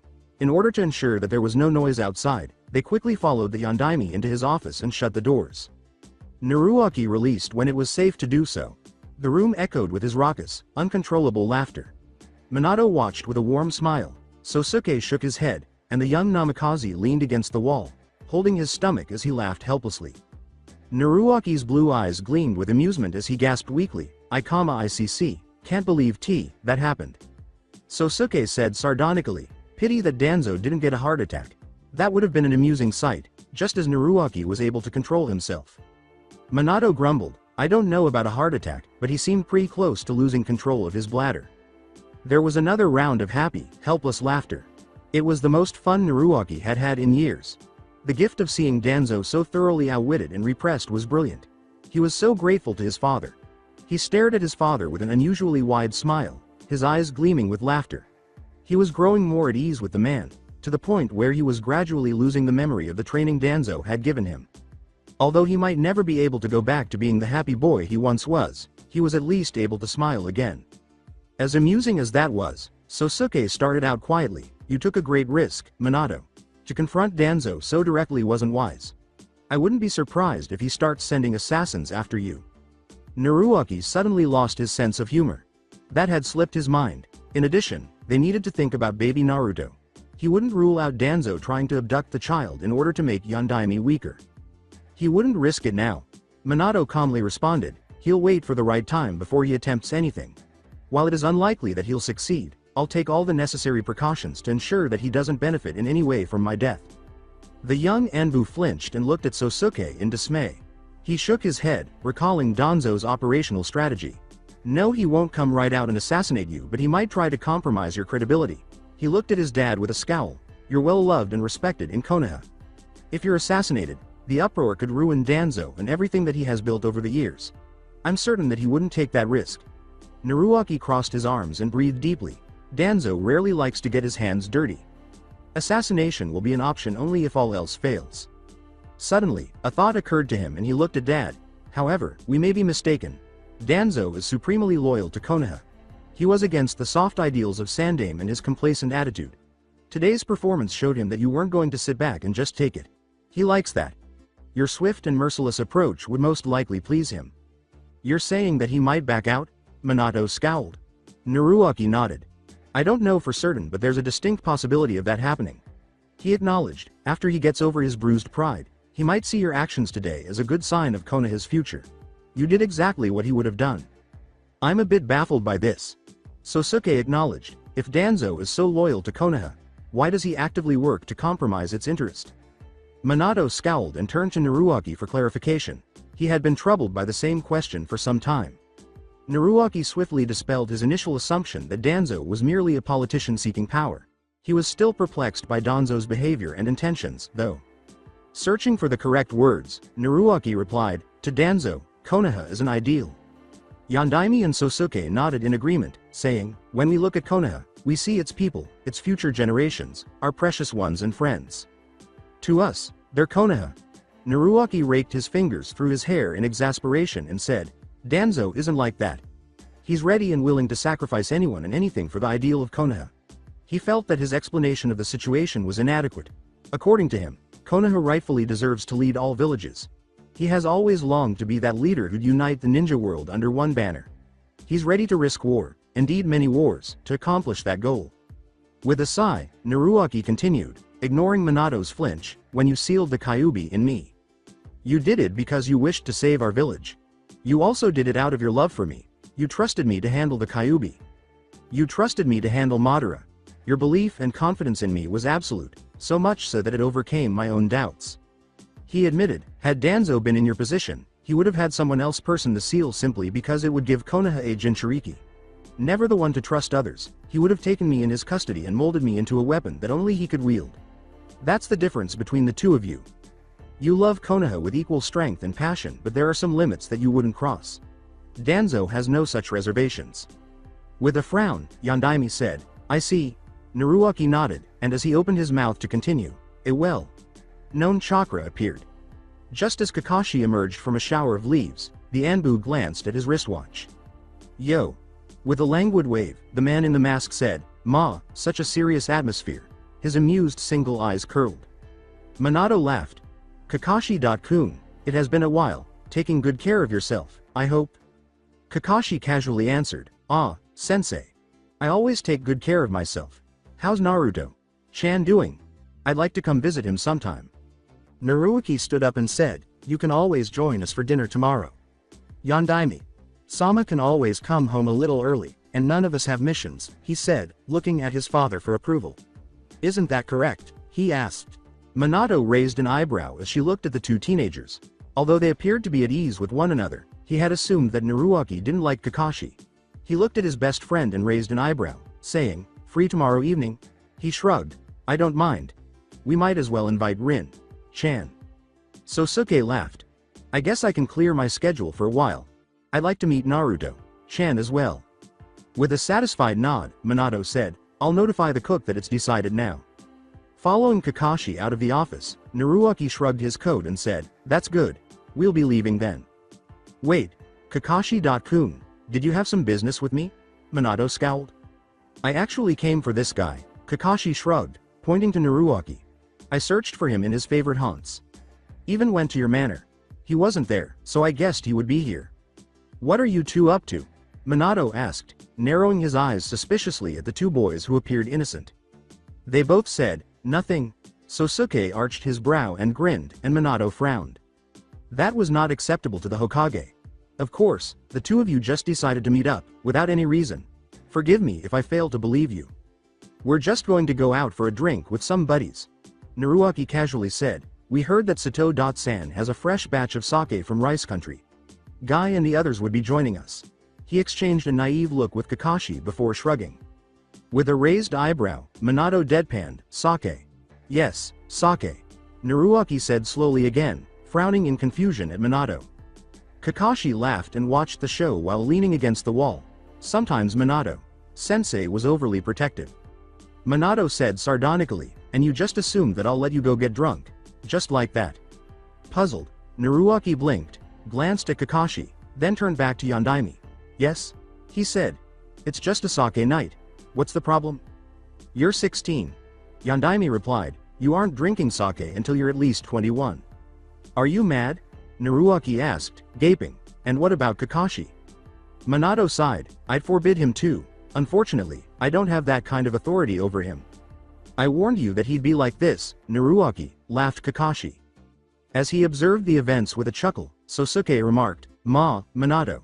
It's unfair to deny Naruaki his share of time to relax. After all, he has been working very hard for the past few weeks. It's all right. Kakashi waved lightly, I suspected this would happen. Really, sensei, I knew you were going object. He glanced at Naruaki, we're meeting at the new Ichiraku ramen place has opened up. They've some special offers on for their first week in business. When his old and still favorite haunt was mentioned, Naruaki arched an eyebrow and nodded. The sheer awesomeness of ramen was far greater than that of sake. Minato nodded. Ichiraku was a ramen-only restaurant that was reasonably safe. He was aware of Naruaki's deep affection for ramen. He sighed, wishing he could be one of them, and cautiously eyed the papers on his desk. There should be a warning sign on his job that reads, beware, paperwork ahead. Minato grumbled sadly. With a laugh and a shake of his head, Naruaki said, it still baffles me that all four Hokage, being legends in their own right, simply forget the small, curious little advantage of Kage Bunshin no Jutsu. Minato stopped, staring at Naruaki with disbelief that it could be that easy. With a sly smile on his face, Kakashi shook his head and escorted Naruaki out of the office. The youthful Namikaze merely cocked his head, recognizing the cunning look in Kakashi's bare eye. You do realize that it's a sake special night at Ichiraku? Sosuke asked him, laughing, as he watched the two leave the office. What? Minato asked, her eyes widening. Sosuke confronted his friend, you got hoodwinked, Minato. That Kakashi. He's trying to corrupt my son, the Hokage exclaimed, his anger truly swelling. As Minato swore and raged in his office, the Anbufoss's general merely grinned in amusement. Overall, the day had gone well. Minato sat down in front of Naruaki in the study and said, now, what are you brooding about? Any new scheme rolling about in that devious mind of yours? The young Namikaze gave his father a stony look. Devious mind? You're the one with a head full of schemes. I must admit, though, the way you dealt with Danzo was masterful. However, Naruaki's frown did express some skepticism. With his elbows resting on his knees and his eyes focused intently on his oldest, Minato leaned forward. There's something bothering you, he said, would you care to share? In order to collect his thoughts, the Anbu leaned back in his chair and took a deep breath. The power of hindsight is truly something to marvel at, he said softly. At that moment, I was enjoying the Danzo's dressing down at your hands too much to think of it, but his eyes met his father's. Are you sure that we need to be that strict? Many would take the mandatory evaluations as a sign of distrust, you know. We can't afford to let them think you can't trust your own people, Yondaime. Sama. As he winked at Naruaki, Yondaime laughed and said, one thing that I learned from being a Hokage is to correct one's mistakes as soon as possible and to do so discreetly. I'll let my shinobi know that they must go through the evaluations for their own safety and health. Mandatory psychological and physical evaluations will only benefit our people, after all. It would ensure that they aren't pushing themselves beyond their individual limits. Besides, I think that they can forgive me for losing my temper once in a while. Naruaki said, cocking his head to the side thoughtfully, you are the Hokage. As far as I can tell, Such a thing doesn't exist in Konoha. Minato nodded.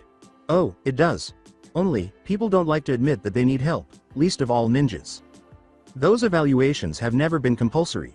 There was a point when Tsunade.san insisted that we set up a system, but Sandame and his advisors were forced to dismiss it. We couldn't really afford to start a new system that consumed our resources during the Third War, and after that, well, the topic never came up again. Since Tsunade.san is here until she's convinced that you're of perfect health, I asked Aikawa.san discuss our plans with her. With those two formidable ladies at the helm, I don't think anyone would dare ditch the evaluations. You're convinced that Tsunade-sama can be made to stay? What of her hemophobia? Asked the younger Namikaze, raising an eyebrow. Minato sighed. I'm not sure if she'll stay, but that doesn't stop me from taking advantage of her presence. Besides, I'll freely admit that I've no business interfering with her personal matters, and I don't want to force the issue by pulling rank on her. I'm sure that she'll listen if you try to talk to her, said Naruaki with a frown. The Hokage shook his head and gave Naruaki a loving glance before grinning and saying, You overestimate my powers of persuasion, son. I'm not nearly as close to her as I think you were in the future, I guess. I understand. Naruaki sighed and rubbed the bridge of his nose. I don't think she'll come back unless her hemophobia is cured, and the last time it was because my life was at risk. The more I think of it, the more this time travel business irks me. So many little details, and they all culminate into one big event. It scares me to think that I'll be altering things drastically if I miss even the smallest detail. The Yondaime laughed. His face was a strange mixture of worry and laughter. I can imagine the level of confusion. It doesn't help that you were a vital part of all those events. But Naruaki, he stared intently at the Anbu. Try not to overthink things. Unfortunately, there's only so much you can do. You'll drive yourself mad if you try to keep track of all those details. Naruaki stood up suddenly, moving erratically. He understood that although his father was giving him wise counsel, it wasn't always simple to heed. He couldn't deny the sense of responsibility he felt because he had witnessed and experienced what he had, having lived through the many calamities that had befallen his village. Equipped with all the necessary knowledge, he was itching to take action. It wasn't the first time he wished he could recall everything. It was impossible to recall every single detail and attempt to make amends for the harm he had caused to the timeline by showing up in it. On the backs of great catastrophes, a lot of positive things had occurred. He had made Gaara his friend and put him on the correct track during the Suna invasion of Konoha. He brought Tsunade back to Konoha after curing her of her hemophobia just as she was about to die. He was compelled to look for Tsunade in the first place due to Sandame's passing. The future had been shaped by those first steps and those significant occasions. He was unsure if taking a different approach was the best course of action. However, he would be tacitly leading a lot of people to their demise if he left things alone. Naruaki did not fully embrace the greater good concept. That ideology had transformed far too many decent and honest people into monsters. He believed that he was accountable for each and every life he endangered with his actions. He was a poor candidate for Hokage because he would likely be destroyed by the guilt of it. He paced before his puzzled father, shaking his head. Look, Minato said, pausing his long-term observation of his oldest. You have to prioritize. He said, I realize that it must be difficult. You think that because you've the knowledge of the future, that you've the responsibility to prevent all disasters and save all lives. Naruaki stopped and turned to face Minato. His father had been spot on. He looked at the Hokage, who looked at him gravely. It doesn't sound fair or right, but you must pick and choose those events that you feel require your utmost attention. You can't save every soul out there, so try and save as many as you can through your actions. Naruaki whispered, How am I to choose? How? For a long time, the Hokage remained silent. He was a leader, but that didn't mean he knew everything. He was a father, but that didn't mean he knew everything. When he saw Naruaki's troubled features and that earnest gaze pleading for answers, a wry smile appeared on his lips. You know, I became the Hokage the moment you agreed to our call for ceasefire. Sama just couldn't bear to look at the reports of casualties, the damage to our land and resources. He was tired and his shoulders could no longer bear the burden of a war-torn village. Sensing that Minato was going to answer his questions in a lengthy manner, Naruaki took his time sitting down. When Konoha fell into my hands, she was almost on the edge of destruction. He admitted, the war had gutted us financially and our ninja were forever scarred by the reality of it. There were many, like Kakashi, who were too young to be in the midst of it. Our relations with the other villages were tense. They were circling us like wolves, ready to pounce at the slightest show of weakness. The Yondaime nodded. Tsunade Sama left the village in disgust, distraught by the deaths of her precious people. Jiraiya Sensei couldn't handle it either. He used the excuse that he needed to rebuild his spy network and left the village as soon as he could. With a shake of his head, Naruaki admitted, "I know. War is a nightmare, but recovery from war is a different kind of pain." He chuckled and said, "The Konoha no Kiroi Senko," shaking his head. Everyone was too much in awe of that legend to actually question me. Well, everyone aside from a few notable exceptions. Minato grinned grimly and said, "Exactly. I was fortunate that I had that lofty name backing me up." A look of amusement passed between the father and son. But let me tell you, it was no easy task to bring Konoha back to some semblance of order. The thing is, I faced a similar dilemma, though on a smaller scale. I had to decide who deserved more attention, who deserved financial aid, who needed the already overworked Genin more. Small things in the scheme of things, but it had great impact on individuals. Great many people lost their livelihoods because of my strict rules regarding trade. Great many civilians were adversely affected. Some even died because I asked the medical staff to give priority to the ninja who were gravely injured. Minato murmured, "Many were forced to live in shaky temporary homes because I couldn't authorize enough funds to start rebuilding low-priority buildings." And with a nod, Naruaki said, "Do what's best for Konoha." Leaning back and staring at the ceiling without thinking, Minato said, "Not exactly. It's to go in the direction where the possibility of loss and the consequences of your actions are at a minimum." "If I didn't regulate trade strictly, what would have happened?" he asked, tilting his head to the side. The younger Namikaze sighed. "The import of non-essential items would continue. The traders would require protection for themselves and their goods, and we wouldn't have been able to spare ninja that easily." Nodded Yondaime. "And why do you think that I ordered the medical staff to give ninja priority?" This time, Naruaki's response was quick and decisive. Ninja are needed to protect Konoha in the unstable post-war environment. The security at that time had to be tight and vigilant. Unfortunately, the civilians weren't really as important as ninja in such times. Exactly my point. Now, in the long run, those actions were actually detrimental to Konoha. We lost a few important civilian clans to other villages then. However, at that point in time, that was the best decision I could have made. Yondaime admitted, "Pick what you think is more important, Naruaki. Don't try to solve everything." He looked at his son. "You said that it was because of the Suna Auto invasion that we gained very good allies in Suna, and your friend Gaara was set on the right path. You need to think on all the elements involved. Orochimaru, Sandame's death, Kasuke's death, the invasion of Konoha, the many lives that were lost." With a shudder, Naruaki sighed, "I understand. Sadly. No need to be so disheartened, Naruaki. I understand that you want to help your friend, and I highly recommend that you do so. Is there anything stopping you from trying to help Gaara without the whole Suna Auto invasion mess involved? What's stopping you from befriending Tsunade and try to help her with her hemophobia now? You have known them intimately in the future. Use that knowledge to help you reach out to them now."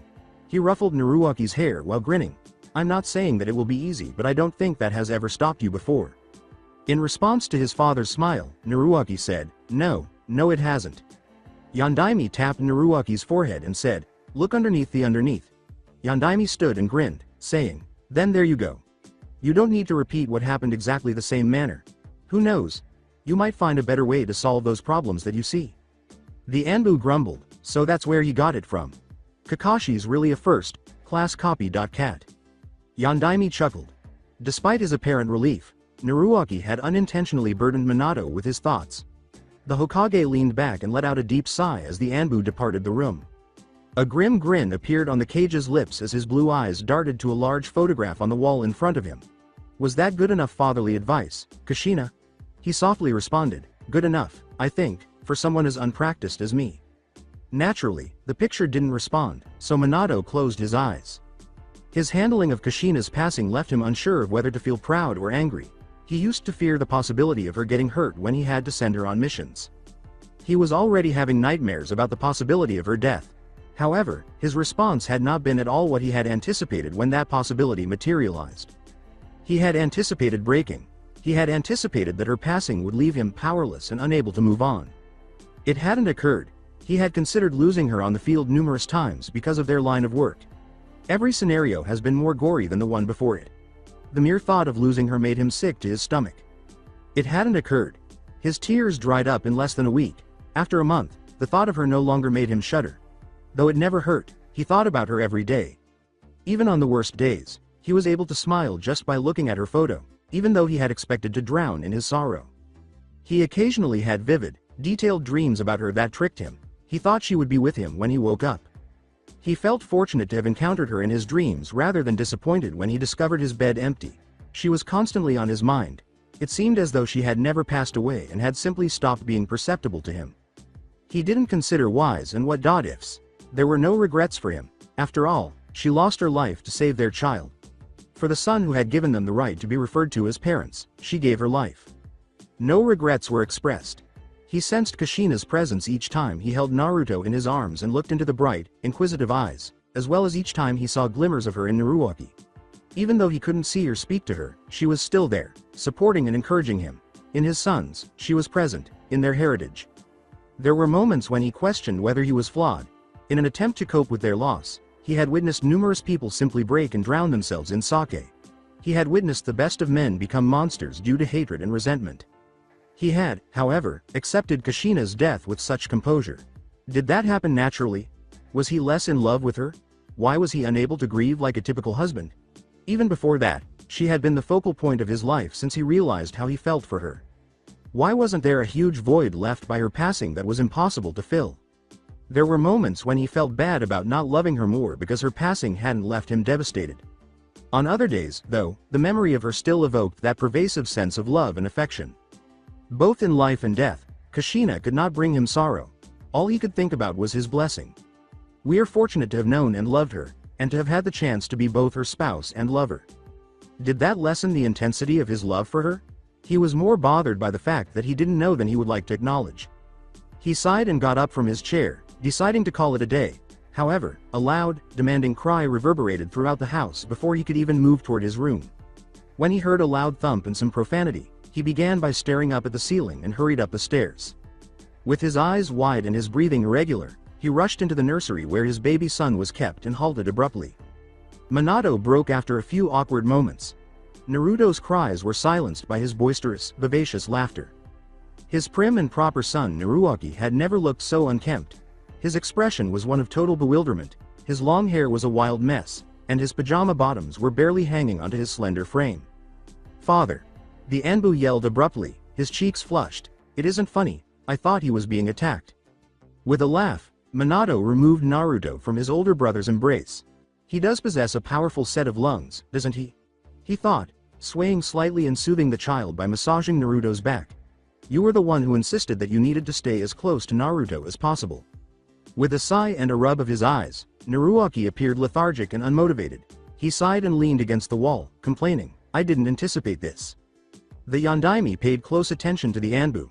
"Two back-to-back A-class missions can't have been easy for you, regardless of your skills. Should I assign the B-class tomorrow to someone else? It's a simple enough thing, but the long travel won't do you any favors. Being the son of the Hokage shouldn't mean that I get concessions when it comes to missions," said the younger Namikaze, closing his eyes. Minato raised his eyebrows. "I allow such concessions to almost everyone who deserves it, Naruto. After two back-to-back, successful missions, I can easily give you a week off." Naruto nodded his head. "You don't need to convince me, I'll take you up on your offer. I have to work on the seals to upgrade the current system in Konoha." The Hokage's face lit up dryly as he said, "I meant for you to rest, not work on something else." The younger shinobi simply shrugged, looking at Naruto with interest. His calloused fingers marveled at the baby's extraordinarily soft skin as he reached forward and gently stroked its head. What woke him suddenly? "He has been experiencing stomachache on and off," the Yondaime responded. "We just started him on solid food, remember? He's still getting used to it." Naruto, who had no idea what babies were, muttered, "Oh, is that why he has been crying so much lately?" "Well, yes. Fortunately, he isn't colicky." Confused, the Anbu said, "Coli? What? Sounds serious, are you sure?" Yondaime patted Naruto's shoulder in response to the boy's worried glance in Naruto's direction and laughed, saying, "It isn't serious, and no, he doesn't have that problem. Just stomachache which will go away after he gets used to solids." "How cute. You're all brotherly and concerned over him." Knowing that Minato would exploit that and start to tormenting him non-stop, Naruto winced a little. The Anbu sighed and moved forward to give Naruto a quick peck on the forehead before leaving the room. The Hokage grinned as he gazed down at the infant in his arms. He was astounded by Naruto's rapid adjustment to the oddity of time travel. Despite his past identity as Naruto, he still had a deep affection for baby Naru. The situation could have unnerved even the most composed of men, Minato was sure, but Naruaki handled it brilliantly. Minato recognized that it was a significant change. All of Naruaki's former companions and friends, even his girlfriends, if any, must be young now. His Junin sensei was only 15 years old. It was amazing how unaffected the boy was by the change. The Hokage scowled. It was a little concerning as well. One day, I'm going to force him to confide in me. He thought to himself, one day, he's going to tell me everything. Nothing was more terrifying than an enemy breeding. There was always the possibility that legendary fathers would have equally strong offspring. Every child had potential, and if the parent knew how to use it, the child would grow up to be better than its parent. For its prodigies, Konoha was notorious. Since it was the first ninja village, it was able to attract the best ninja clans for itself. The Yamanaka, the Kurama, the Nara, the Inuzuka, the Hyuga, the Uchiha, and so forth. These clans had a propensity to produce rather skilled ninja and dangerous abilities. On occasion, even the ninja from Konoha's civilian clans proved to be formidable. I thought of Orochimaru and Jiraiya. Neither of them had any particular bloodline techniques and were born into civilian families. They were exceptionally strong and skilled, though, together with their teammate, they had the world's 3 most hazardous and practical summon contracts. However, Namikaze Minato was more bothered by all of that than the Tsuchikage. It was concerning that Namikaze Minato had procreated. He was aware that although the Yondaime's son was unlikely to become as brilliant as he was, the boy would undoubtedly inherit his father's collection of jutsu. Those were dangerous jutsu, even in a beginner's hands. He was having a hard time accepting that fact when he was presented with another piece of information. In addition to having a child, the Yondaime Hokage also had a brother. His sources claim that in Fuin Jutsu, the new Namikaze brat outperformed his older brother. He was also given credit for Kyuubi's sealing. In his own right, Onoki possessed strength, talent, and courage. He had lived through wars. Even after Iwa had lost badly to Konoha, he had continued to serve as the Tsuchikage leader. Few things were unsettling to an old man like him. But Konoha was already having nightmares because he had a ready-made Fuin Jutsu master who was better than that Namikaze bastard. This information is confirmed fact. If he had a brother, where has he been hiding? The elderly man asked, rubbing his creased forehead and looking up at his spymaster. The spymaster sighed. We've no information on that, Tsuchikage. Sama. We can only confirm that the boy is truly Yondaime Hokage's brother. He's 16 years old and goes by the name of Namikaze Naruaki. His history is completely unknown. My subordinates speculate that the brother might have been part of Konoha's covert Anbu Corps. Therefore, his existence was completely erased from their files. A famous person was standing next to the spymaster, casually elegantly leaning against the wall. Iwa's best Junin was most likely Tsuchiura Akihiko. He was regarded by many as a deserving successor to the Tsuchikage seat because he was young, intelligent, and strong. With a studied air of indifference, Akihiko remarked, if the boy is as brilliant as Minato, then we're in for some trouble. The Tsuchikage scowled and the spymaster moaned. Did he mention that the Yondaime Hokage's cousin was Tsuchiura Akihiko? The boy's bond remained strong and resilient despite everything that transpired between the two villages. Onoki was annoyed because he couldn't fully trust one of his strongest Junin, even though Akihiko wasn't any less devoted to Iwa. The Tsuchikage occasionally marveled at their capacity to ignore politics and focus solely on their blood relationship. When Akihiko and Yondaime first met, Onoki was positive they never talked politics. He wouldn't be shocked if Akihiko requested permission to go greet his recently revealed cousin and welcome Yondaime's little brat to the family. His aged features were lined with disapproval as he scowled at Tsuchiura. Do you have anything important to contribute or you're going to stand there looking completely useless? The young man with the blonde hair said, Tsuchikage. Sama, and then continued, if I knew anything, you'd have been the first to know. Minato never trusts me with sensitive information because he knows that I'm loyal to my village. Likewise, I never let our secrets reach his ears if I can help it. The Cage grumbled, that doesn't help me here, does it? How can we gather any sort of useful information on this new Namikaze? Tsuchiura sighed. Minato never mentioned a younger brother before, not even when he was a kid. But then again, his mother did leave Konoha during the war. It is entirely possible that this Namikaze was born after she left. In agreement, the spymaster nodded and narrowed his eyes, saying, Yondaime's mother did return to Iwa before but wasn't granted entry. A sly gleam came into Onoki's old eyes as they narrowed. And how old is this new Namikaze said to be? The spymaster quickly answered, 16. The Tsuchikage inquired, and are there any records that he was trained in Konoha? As his Cage and his spymaster exchanged suspicious looks, Tsuchiura moaned in shock and asked, "You think you can lay claim to the brat? The Hokage's own brother?" His eyes widened. "Your grandfather is still alive.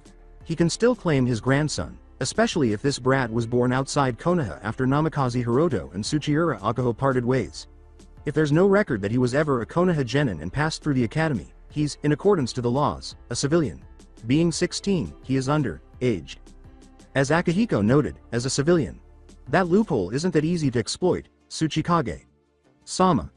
Minato may have already tested and inducted him into the ranks. If he's an ANBU, he'd be untouchable. Besides, even if we could prove on paper that this boy is a civilian, Minato's has closer blood ties. Trying to contest that would be foolishness. Then what do you suggest we do, boy? Let them be. A seal. Master of such caliber that even your cousin admits being inferior to? Tsuchikage snarled in exasperation. What can we do but that? Tsuchiura said softly, if we do anything, we risk provoking Minato and I wouldn't recommend that. He sighed, it's too risky to attempt this without the confirmation that this new Namikaze will willingly join our village. If he's new to Konoha, surely he can't have formed ties so soon? You want to see if you can persuade Namikaze Naruaki to join Iwa on his own volition, the spymaster said, raising an eyebrow. Tsuchiura sighed. You think that you can force someone who defeated the Kyuubi no Kitsune to do anything against his will? The spymaster and the cage both grimaced together. I'll be going to see Naruto-chan soon. I'll speak to this new Namikaze and feel him out. If there's potential there, I'll let you know, Tsuchiura said with determination. The cage gave a nod of approval. He could see that Akihiko's plans were wise. It was unnecessary to carelessly provoke Namikaze Minato. But the spymaster locked the office and called in another of his operatives as soon as Akihiko left the room. Perplexed by his subordinate's abrupt behavior, the Tsuchikage furrowed his brow. The newcomer bowed to his superiors, and the cage could tell he was one of the spymaster's best spies by his general silence. We have received some news that requires your immediate attention, the spymaster said. I had to wait until Tsuchiura-san was away to inform you. The cage nodded and motioned for him to go on. He introduced himself, saying, this is the handler for our spy in Konoha.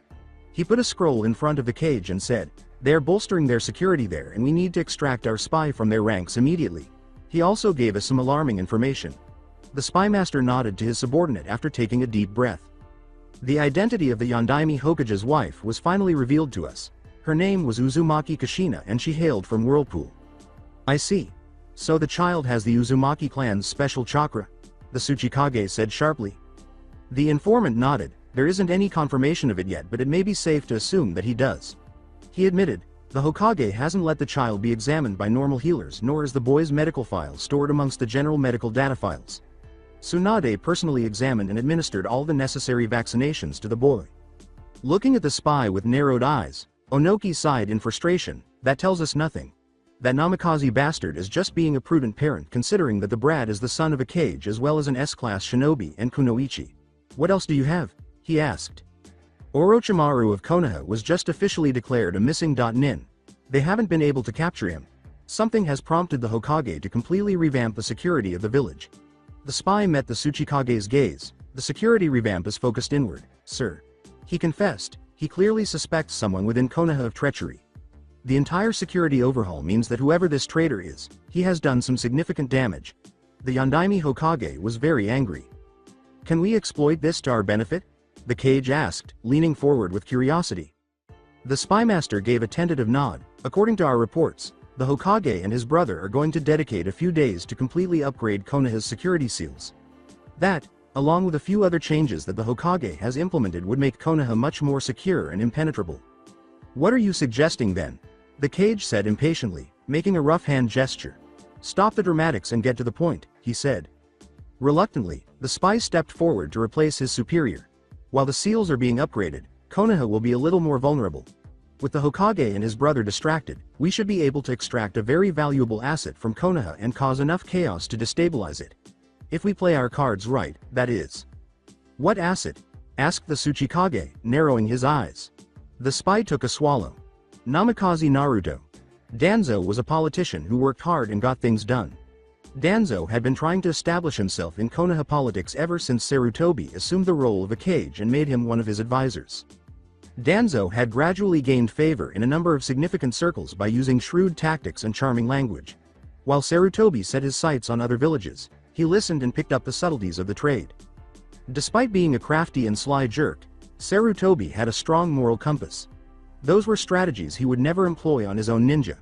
Following in his ancestors' footsteps, the Sandaime made Konoha's priceless tools, her shinobi, more compassionate and sensitive. Weaker. At one point, their enemies would become frightened just by the mention of Konoha. They genuinely thought they were as strong and powerful as Konoha now. Danzo was unable to tolerate it. Konoha was gradually losing strength instead of gaining it. The other villages were gradually gaining the courage to attack Konoha because the standards had dropped so much. They no longer desired to live in the leaf's shadow. After years of quietly watching Konoha wane from the shadows, Danzo was unable to remain motionless. He behaved as Sarutobi remained uninformed. He secretly gathered his forces and concealed them among the Anbu. To become what they were destined to be, he trained his ninja. Weapons. He was directly in charge of building a whole division of Anbu. Other than their unwavering devotion to Konoha's safety, they had no other connections. They had no relatives. Not only did they lack parents, but they also lacked spouses, kids, lovers, brothers, and friends. He gradually increased their power, establishing them as Konoha's elite ninja. Danzo spent years, even decades, planning this. He made the most of Sarutobi's blindness to make sure the elderly Sandaime didn't realize what he was doing until it was too late. That is, until his seed had grown into a tree with roots too deep to pull. But Namikaze was observant, whereas Sarutobi had been blind. He intended to take advantage of the advantage he had recognized in his organization. The Hokage placed limitations on Danzo while also hoping to benefit from his labors. Did this kid want to play a game meant for adults? Permit him. Danzo did not get to where he was by showing mercy to his rivals. He was not persuaded that Namikaze was truly prepared to take the necessary action by a single display of bluster. Actually, Danzo only needed to react to his wife's death so quickly, carelessly, and emotionally to be persuaded that he wasn't suitable. His spouse lost her life in combat. By refusing to remain motionless while her fellow villagers gave their lives, she demonstrated true grit. Ironically, she wasn't actually a native Konoha Kunoichi. The Hokage ought to have respected and learned from that sacrifice. Rather, he made a childish outburst. He knew exactly where to strike to put Namikaze in his proper place. To instill the notion in a spy's mind was a minor matter. Finding out the specifics of the security update had not been simple, but he had succeeded. That old, weak bastard of a Tsuchikage couldn't have ignored the bait he had dangled. Iwa harbored resentment toward Namikaze, and he was more than eager to take advantage of it. He had a straightforward plan. He would help the Iwa shinobi grab the Namikaze brat from under his brothers and Hokage's nose. He would just take the child away from the Iwa shinobi once they were safely outside the boundaries of Konoha. As the idiot fumbled with trying to locate his son in the ensuing political mess, he would elevate Namikaze Minato's pride and joy to the pinnacle of emotionless tools. He could accomplish two goals at once if he was careful. He could place the blame on the brother of the Hokage, but it would require some guile. It wouldn't be too hard to convince the others that Namikaze Naruaki was an Iwa spy. There was no way the brothers could have become close already. Developing mistrust between them would be very simple. Perhaps the younger Namikaze would agree to join his organization after experiencing his brother's suspicion and rejection. After all, Danzo didn't think talent should be wasted, and that would be the last straw for Yondaime. A gifted but inattentive student was very different from a master.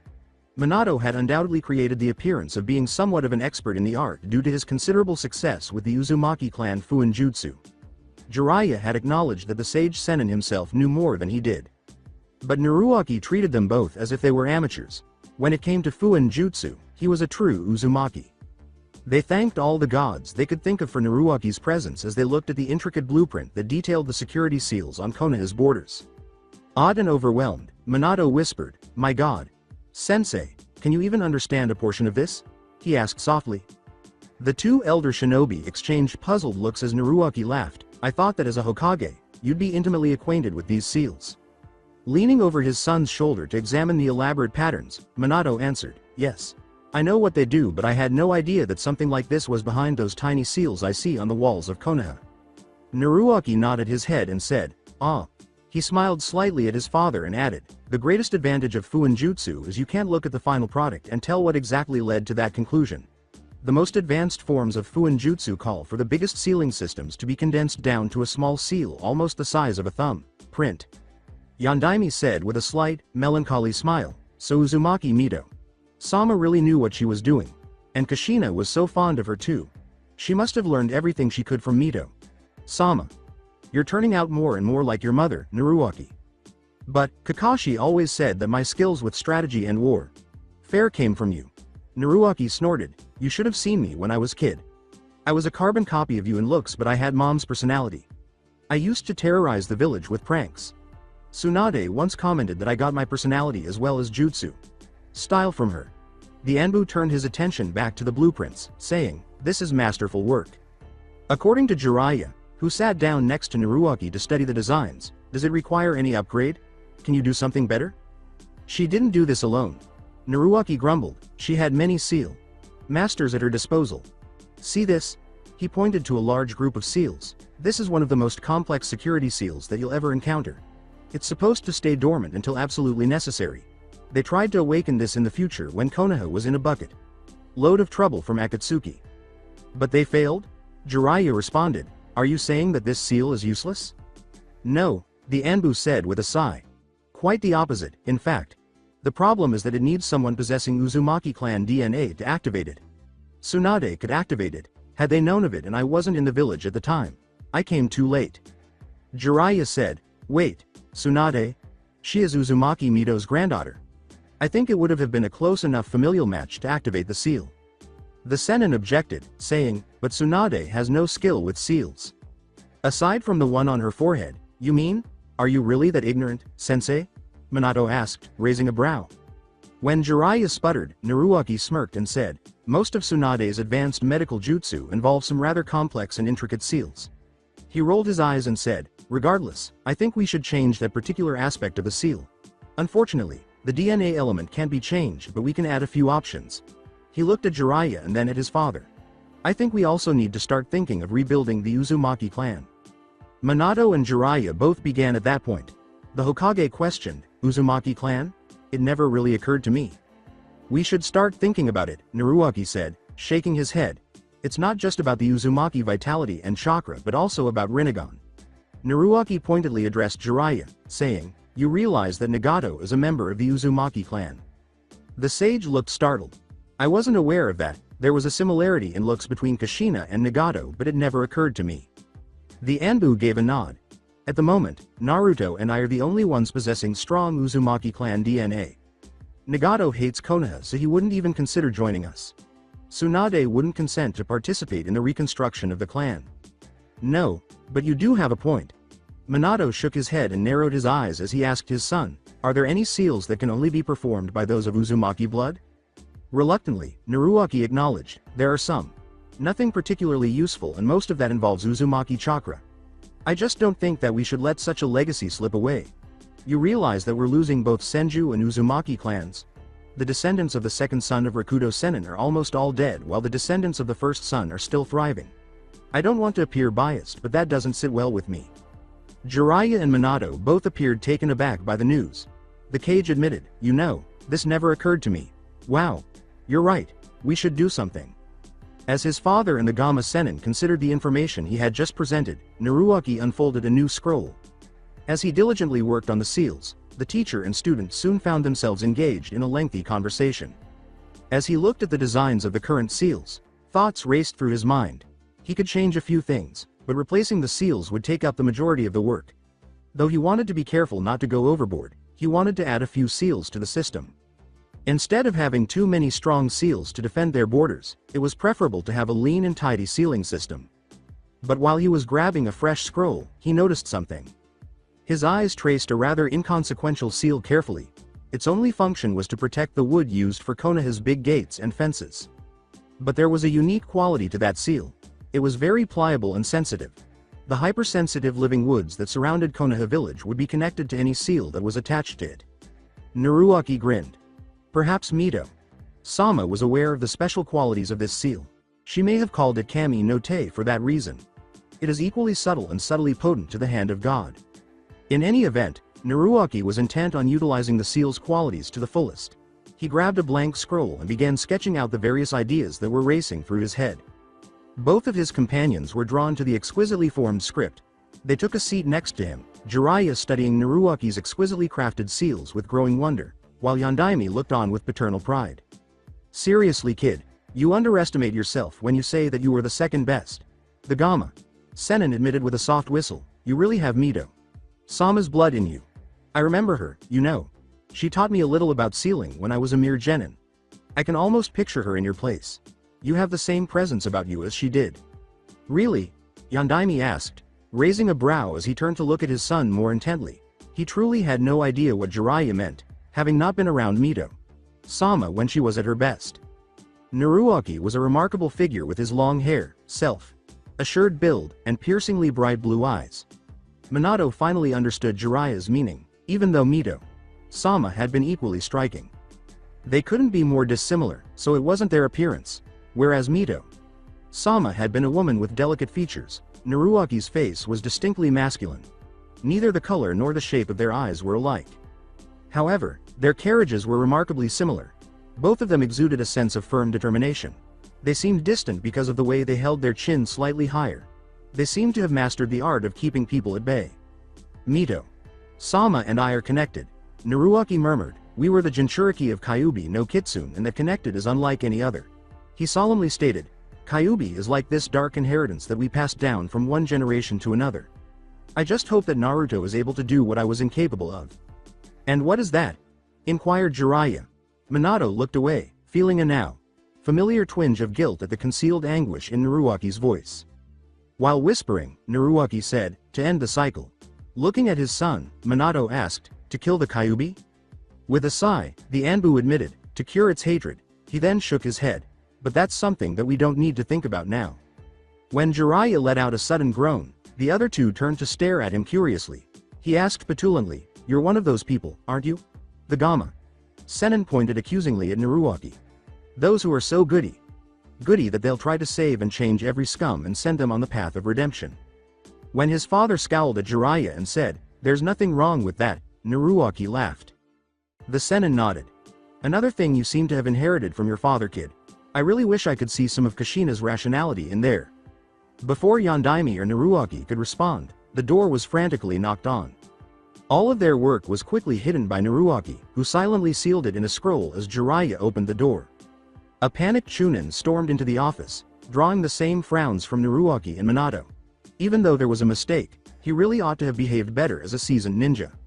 Sir, the Uchiha matriarch was attacked. As soon as the man said those words, Naruaki leapt from his chair. Minato leaned forward and gave the Chunin a serious look. Uchiha Mikoto. Is she all right? What happened? She's in the hospital. Without waiting for the man to finish speaking, Naruaki hurried to the door. Naruaki, wa. Minato got up from his seat, watched his son go, and hurried after him as he left his office. Yandaime's eyes widened as Naruaki curtly replied, Naruto was with Mikoto-san. With a quick reaction, the Hokage seized Naruaki's arm and vanished in a burst of vivid yellow light. Naruaki stumbled only a little at the sudden movement as they landed in front of the receptionist. They weren't even asked what they wanted by the woman behind the desk. Room No. 107. Minato nodded and thanked her before following, but Naruaki didn't bother to acknowledge her as he swept past. Whatever had happened, he knew that no one had died or gone missing because of her serene and comforting smile. Naruaki sighed as he arrived in the room and heard the cries of two very uneasy babies. He opened the door and cast a quick, critical look at the whole scene. Fugaku was talking tersely with some of his clan members by the window. The head of the Uchiha clan was clearly under stress and occasionally glanced at the patients with concern. To be honest, Mikoto didn't look well, and she was unconscious in the bed. The severe cuts and burns contrasted sharply with her pale complexion. Her stomach and thigh had just been bandaged by the healers. Given that both of her wounds appeared to be serious, Naruaki was quite worried about her, but then he looked at the children. The poor boy, Itachi, was attempting in vain to soothe both Naruto and his brother. Sasuke's arms and shoulders were a little scratched. On the infant's legs and chest, he could see the first signs of bruises. It seemed as though the poor child had been used in a cruel game of tug-of-war. Itachi appeared uneasy. He appeared to be holding his arm gingerly and had a busted lip. There were also some signs of swelling on his right cheek. The sight made Naruaki's jaw tighten. After all, Itachi was both his apprentice and partially his responsibility. However, the moment he saw Naruto, his thoughts went completely blank. He was by the crib, holding the little blonde bundle in his arms in less than a second. By then, Naruaki was white with rage. A thick bandage covered Naruto's neck. The child's delicate little hands had several cuts, and his brow had a small cut. The sight of the baby's blood was enough to make Naruaki lose all composure. "Naruaki?" Minato asked quietly, the Hokage's face etched with a distressed frown as he gazed at his youngest. Being in the comforting embrace of his older brother had caused Naruto to become much more relaxed. However, the older Namikaze men cringed in helplessness at his scratchy, pained cries. "What exactly happened here?" demanded the furious Hokage. The loud noise made the little Namikaze heir wince, and his lips quivered in agony. While holding the infant, Naruaki shushed him gently and made soothing sounds in his ear. But Itachi and all the children were being unsettled by the Hokage's rage. He discreetly asked one of the Uchiha clansmen to carry Sasuke after getting the healer's approval, and he then led the children out of the tense room. While Itachi sat on one of the chairs, the Anbu paced the hallway, being careful not to move the infant in his arms. Naruaki didn't question the young Uchiha's nervous looks, which kept shifting guiltily between Sasuke and Naruto. When the child finally stopped crying and resorted to tiny, agonizing hiccups, he sighed and planted a kiss on Naruto's forehead. The fact that Sasuke was at last asleep was beneficial because, more than anything else, Naruto was inspired to be just as loud by the little Uchiha's cries. His father's aura, a storm cloud, appeared to have lessened somewhat. With his heart still in his throat, Naruaki sat down heavily. Naruto was amusing himself by teasing the long hair of the Anbu. Now that the baby was safe in Naruaki's arms, the wounds were already old news to him. Furthermore, the child would have been partially healed by the combination of Kyuubi's chakra and the inherent vitality of the Uzumaki clan. Nevertheless, Naruaki was unable to take his eyes off Naruto. His blood had turned cold with fear after witnessing Naruto's suffering. Due to his small size and fragility, even minor injuries could cause significant harm. Absently, he pondered whether his intense love for this child was a sign of some strange kind of vanity. Giving the baby his own identity and separating him from himself had been so simple. He had really grown to think of Naruto as his younger sibling. Every protective instinct and every emotion of love and affection that had accompanied that role had been embraced by him. At last Minato walked out of the room and sank into the chair next to him. "How is he?" With Itachi at his side, Naruaki turned to face his father and nodded, whispering, "Kushina. San's blood is potent in him. The smaller wounds are almost healed. I don't know about the one of his neck." Minato's face became tense. It was evident from the wound to Naruto's neck that there had been an attempt on his life. No one else had been wounded in a way that suggested a deliberate attempt to kill. When a ninja wanted to kill, he would instinctively target the most vulnerable areas, and assassins would always start by targeting the throat.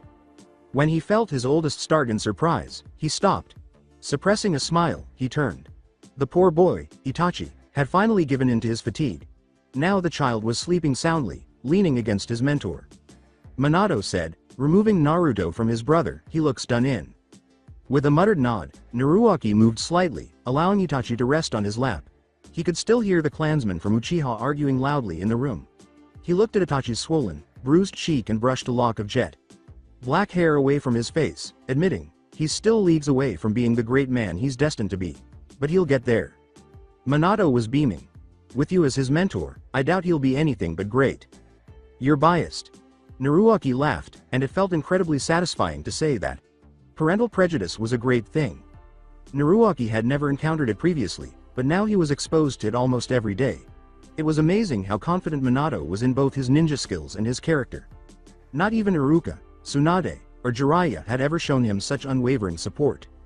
Even his closest friends and family were too quick to doubt his abilities and occasionally too slow to have faith in them. After a while, Minato quietly admitted, dragging the boy from his pleasant reverie, "We've a problem, Naruaki. This situation has the potential to destabilize our new plans." "An attack on the Uchiha matriarch, the heirs, and the Hokage's son," the sighing Naruaki said, shaking his head. "And they almost succeeded with Naru-chan too." Minato winced and pressed his nose into his young son's silky hair. He stated plainly, "I'll kill them." Naruaki smiled charmingly and said, "Oh, that is after I use my interrogation skills on them. Did you find out what exactly happened?" he asked, turning to face his father. Minato looked at the sleeping Uchiha heir and nodded. Itachi-kun told Fugaku. Surprisingly, the original target wasn't Naruto. Naruaki raised an eyebrow before turning to face the sleeping Sasuke out of a slight suspicion. The Hokage replied to his son's silent query, "Yes. They were looking to kidnap Sasuke. They mistook the baby in Mikoto's arms to be him instead of Naruto." One of the assailants realized that they had done a mistake and held a sword to Naru's throat and demanded that Makoto hand over Sasuke. Naruaki's eyes were closed. Naruto may have been the Hokage's son, but she would have never made that choice, whispered Yondaime. I really don't want to blame her. We can't. We won't blame her if she chose Sasuke. She's a mother first and foremost, Naruaki replied with conviction. The assailant further taunted her. He said that no matter what, Sasuke would survive the ordeal. He just wouldn't belong to Konoha. But if she didn't hand over Sasuke, at least Naruto's death was guaranteed. Naruaki's face became tense. He was ready to behead a child. A baby, in front of a young mother? The Hokage grumbled. Itachi said that his mother begged and pleaded. When that bastard actually started to draw Naruto's blood, she looked like she was torn between throwing Sasuke into their arms and looking away, letting them and shake their heads, hurt Naruto. Minato tiredly rubbed his eyes. He already wanted the day to end, even though it wasn't yet noon. He gave the young Uchiha heir a small, impressed smile and said, Itachi saw some sort of opening. He stabbed the man in the groin with his Academy Kunai, knowing that it was the only way the man would be too distracted to hold onto Naruto. He's a brave little brat. Maybe I'll start teaching him something other than calligraphy as a reward, Naruaki said with a slight smirk. The Yondaime agreed before continuing. The problem is, the Academy Kunai are blunt, and while that man suffered a great deal of pain, he wasn't entirely incapacitated. He punched Itachi and tried to recapture Naruto, but the boy gave him a slip. Makoto-san realized that the best chance to keep the boys safe was to separate them. She asked Itachi to run with Naruto. Did they choose not to follow Itachi? Scowled Naruaki. With a sigh, the Hokage said, one of them did, thinking that having Itachi and Naruto as hostages would be an added advantage. Thankfully, they really didn't know who Naruto was. He stood up when Naruto began to yawn, understanding his son's habits well enough to know that he would be asleep with a little attention. He rocked the infant in his arms as he paced the hallway with a small smile. Itachi and Naruto were very lucky. Kakashi and Guy were close by. Those two managed to apprehend one of the culprits, but the other escaped. Makoto managed to injure that man enough for him to abandon the mission. Kakashi and Guy are personally keeping watch on that scum, aren't they? The Anbu said, closing his eyes. Yes. Minato laughed. Kakashi took your suspicions very seriously. He took the assailant directly to our estate. Since he's keyed into the warding seals on our property, he simply used the safe room to lock that bastard in. He can't escape, and no one from outside, excluding us, can get in. Naruaki said, that man could kill himself, you know. The safe room neutralizes chakra. No seal, no jutsu, nothing would work. As an added measure, Kakashi's going to keep the man unconscious until we have time to look into it. If this is Danzo's plan, Minato shook his head and walked with a frown on his face. I'm leaning more towards Orochimaru in this case, he grumbled. He has always coveted the Sharingan. Minato said, then why not go after Itachi? Why Sasuke? Shrugged, I don't know what goes on in his mind, he admitted, but it would be easier for him to raise Sasuke to be his vessel, molding him to be a perfect servant. Itachi's older and far more resilient than most children are at his age. Nodding his head, but it's useless to speculate now. We don't know for sure who's behind this. He suddenly sighed. The timing's a little odd, don't you think? A kidnapping attempt in broad daylight? Minato raised his eyebrows. The timing is perfect actually. He replied with a slight scowl, our nighttime patrols are very vigilant. During morning, most ninja are either training or collecting their missions. The village is busy and active, and Anbu usually use this time to do their reports. No one thinks that there'd be a security breach in the morning, Naruaki. Minato paused before saying, Fugaku's sudden rise to power did rattle some people. It's possible that it could be an inside job. With a shrug, the Anbu moved Itachi carefully into his arms and stood up. As he entered the tense hospital room, he whispered, whatever it is, if it's the last thing I do, I'll drag it out of that man's mouth. Fugaku and the others turned to face him, their faces both distressed and angry. They had been accountable for Naruto's well-being even though their own had been harmed. They were all concerned about what would happen as a result of the security breach. As he placed his apprentice on a spare bed and gently tucked him into the sheets, Naruaki remained silent. Following Naruaki into the room, Minato remarked quietly, at this time, we can only be cautious. Naruaki will handle the interrogation. I'll have Sosuke look into the security issue. Fugaku's eyes met his. We'll post a few Anbu guards here to protect Makoto-san, but I feel it's best to take Sasuke and Itachi and keep them in the Uchiha compound for now. Naruaki and I will come by later and set up a few seals on the compound to increase security. With your permission, I'd like to place a tracker seal on Itachi and Sasuke, Uchiha.san. Naruaki straightened up and turned to face the head of the Uchiha clan. I'll be doing the same with Naruto as soon as possible. It's a temporary measure for now, but until we're certain that the kids are safe, it's best to be cautious, he said. Fugaku gave a nod. Of course, Naruaki.san. Whatever you feel is best for the children. After nodding in response to Minato's anxious look, Naruaki vanished silently. After all, he had a prisoner to question. The ninja Naruaki was peculiar. His early years had not been particularly enjoyable. All his life, he had been confronted with the harsh facts of human nature.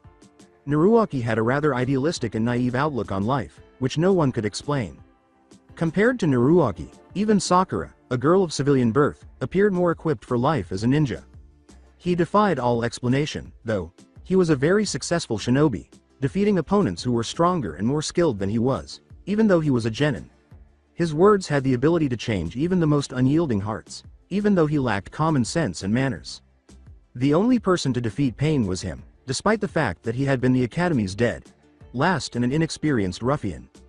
Perhaps his greatest achievement was converting some of his most formidable adversaries into supporters. It's possible that Naruaki was the only ninja to achieve his level of success without leaving a body trail in his wake. He was possibly the only ninja who could be friendly with a former foe and only ask for friendship in return. Until Danzo got his hands on him, of course. The warmonger destroyed everything that made Naruaki special and strong in his attempt to make him the ideal ninja. He had transformed a kind and compassionate man into a ruthless, skilled killer. Naruaki had allowed him to do so. Danzo had made a lot of people laugh by dangling his beloved people's lives in front of him like a carrot on a stick. In order for Tsunade and the others to survive, Naruaki had to carry out all of Danzo's instructions, endure all of his training, murder all of his opponents, and subdue the shinobi from other villages as well as himself. The old belligerent was intelligent, sometimes too intelligent. He was aware that Tsunade posed the greatest danger to his rule as Hokage, not because she was adored and esteemed, but rather because she had been essential to keeping Naruaki under control. Due to her frequent drinking and gambling binges and her prior abandonment of Konoha, Tsunade was not a particularly well-liked Hokage in the eyes of the populace. The golden boy, however, was Naruaki. The love child of Konoha, he had at last received the respect and recognition he had long sought for his service to his village. For Naruaki, Tsunade had been the closest thing to a mother. Danzo had kept her alive, but he had kept her imprisoned and defenseless. Sakura had been under constant observation by Danzo in order to demonstrate to Naruaki that he was in charge of their lives. Given that their lives and the lives of his other devoted friends were in jeopardy, Naruaki had no choice but to submit. All that Naruaki had been as a young man had been destroyed because Danzo knew how to take advantage of his one major weakness. Yes, he had developed some amazing abilities. Additionally, he had finally outperformed his childhood rival, relieving the lingering sense of inadequacy that Kakashi had unwittingly fostered. He had begun to lose his charm, kindness, silliness, and childishness as his strength increased. He had transformed from a decent but unique and eccentric ninja to a strong, intimidating, but ultimately lifeless servant who did as his master commanded. But that was not the whole story. It was never so easy to break Naruaki's spirit. Danzo had succeeded in changing him irrevocably, but he had failed to shatter him. Naruaki was a survivor before he even attended the academy or became a ninja. Together with Kyuubi, his parents had sealed their essence into him. Their willpower and determination had been passed down to him. He was a person who was fundamentally opposed to submission. Beneath the charm and stubbornness, he had a certain arrogance that was carefully hidden. He was unable to fully submit to anyone because of his unwavering faith in his own wisdom and power. Not even to Sandaime, who had helped him get through his childhood nightmare. Not even Kakashi, who was too lazy to care for a disturbed student, and not even Iruka, who was the first to see past the Kyuubi. Jiraiya had nearly succeeded. Very near, more than anyone else in his life, Naruaki had held his mentor in high regard. He had only been believed in by Jiraiya. The only person who had ever respected him was Jiraiya. He had been given the means to gain strength by Jiraiya.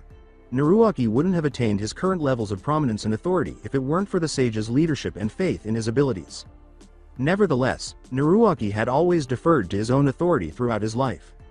That kept him from giving up entirely. That made it possible for him to start over and accept Kyuubi's assistance. Danzo was unaware that Yondaime would use Naruaki against him as a weapon he had created, except for Sandaime. Maybe, no one in Konoha knew Danzo as well as he did. Sandaime, however, was blind. When it came to those he loved, he had always been blind. He was also familiar with Danzo's minions from his previous interactions with him. He was aware of Ni's members' advantages and disadvantages. He was perfectly aware of which buttons to press and which to ignore. Danzo's revenge was imminent, and Naruaki knew it. He would not let Yondaime get away with what he had done. Psychological warfare was one of Danzo's favorite tactics. He would focus on all of Yondaime's weaknesses and launch a vicious attack. Yondaime's greatest and most treasured weakness would be turned against him by him. Naruaki was aware that Danzo was going to pursue Naruto. As he entered the room with their prisoner, a tiny smile crept onto his lips. The unidentified ninja was not betrayed. There was not even a hint of Nei around him. Everything was pointing toward Orochimaru. However, the scheme was too blatantly obvious to be Orochimaru. The Sannin was not a fool, despite his tendency toward showiness and fruitiness. So early in the game, he wouldn't make his move. Kakashi asked, leaning casually against the wall, "So what do you think? Is it truly Orochimaru as you suspected?" Naruaki leaned against the wall beside his friend, imitating Kakashi's easygoing demeanor. "Actually, now that I'm not worried about Naruto's injuries, I've a different opinion on the matter." He admitted it. When his father told him that Sasuke was the target, he had made snap judgments. He cocked his head to the side and said, "Don't you think that this plan is too simple? I mean, this smacks of desperation and lacks the planning that Orochimaru is capable of." With a sidelong glance, Kakashi asked, "And you know Orochimaru that well?"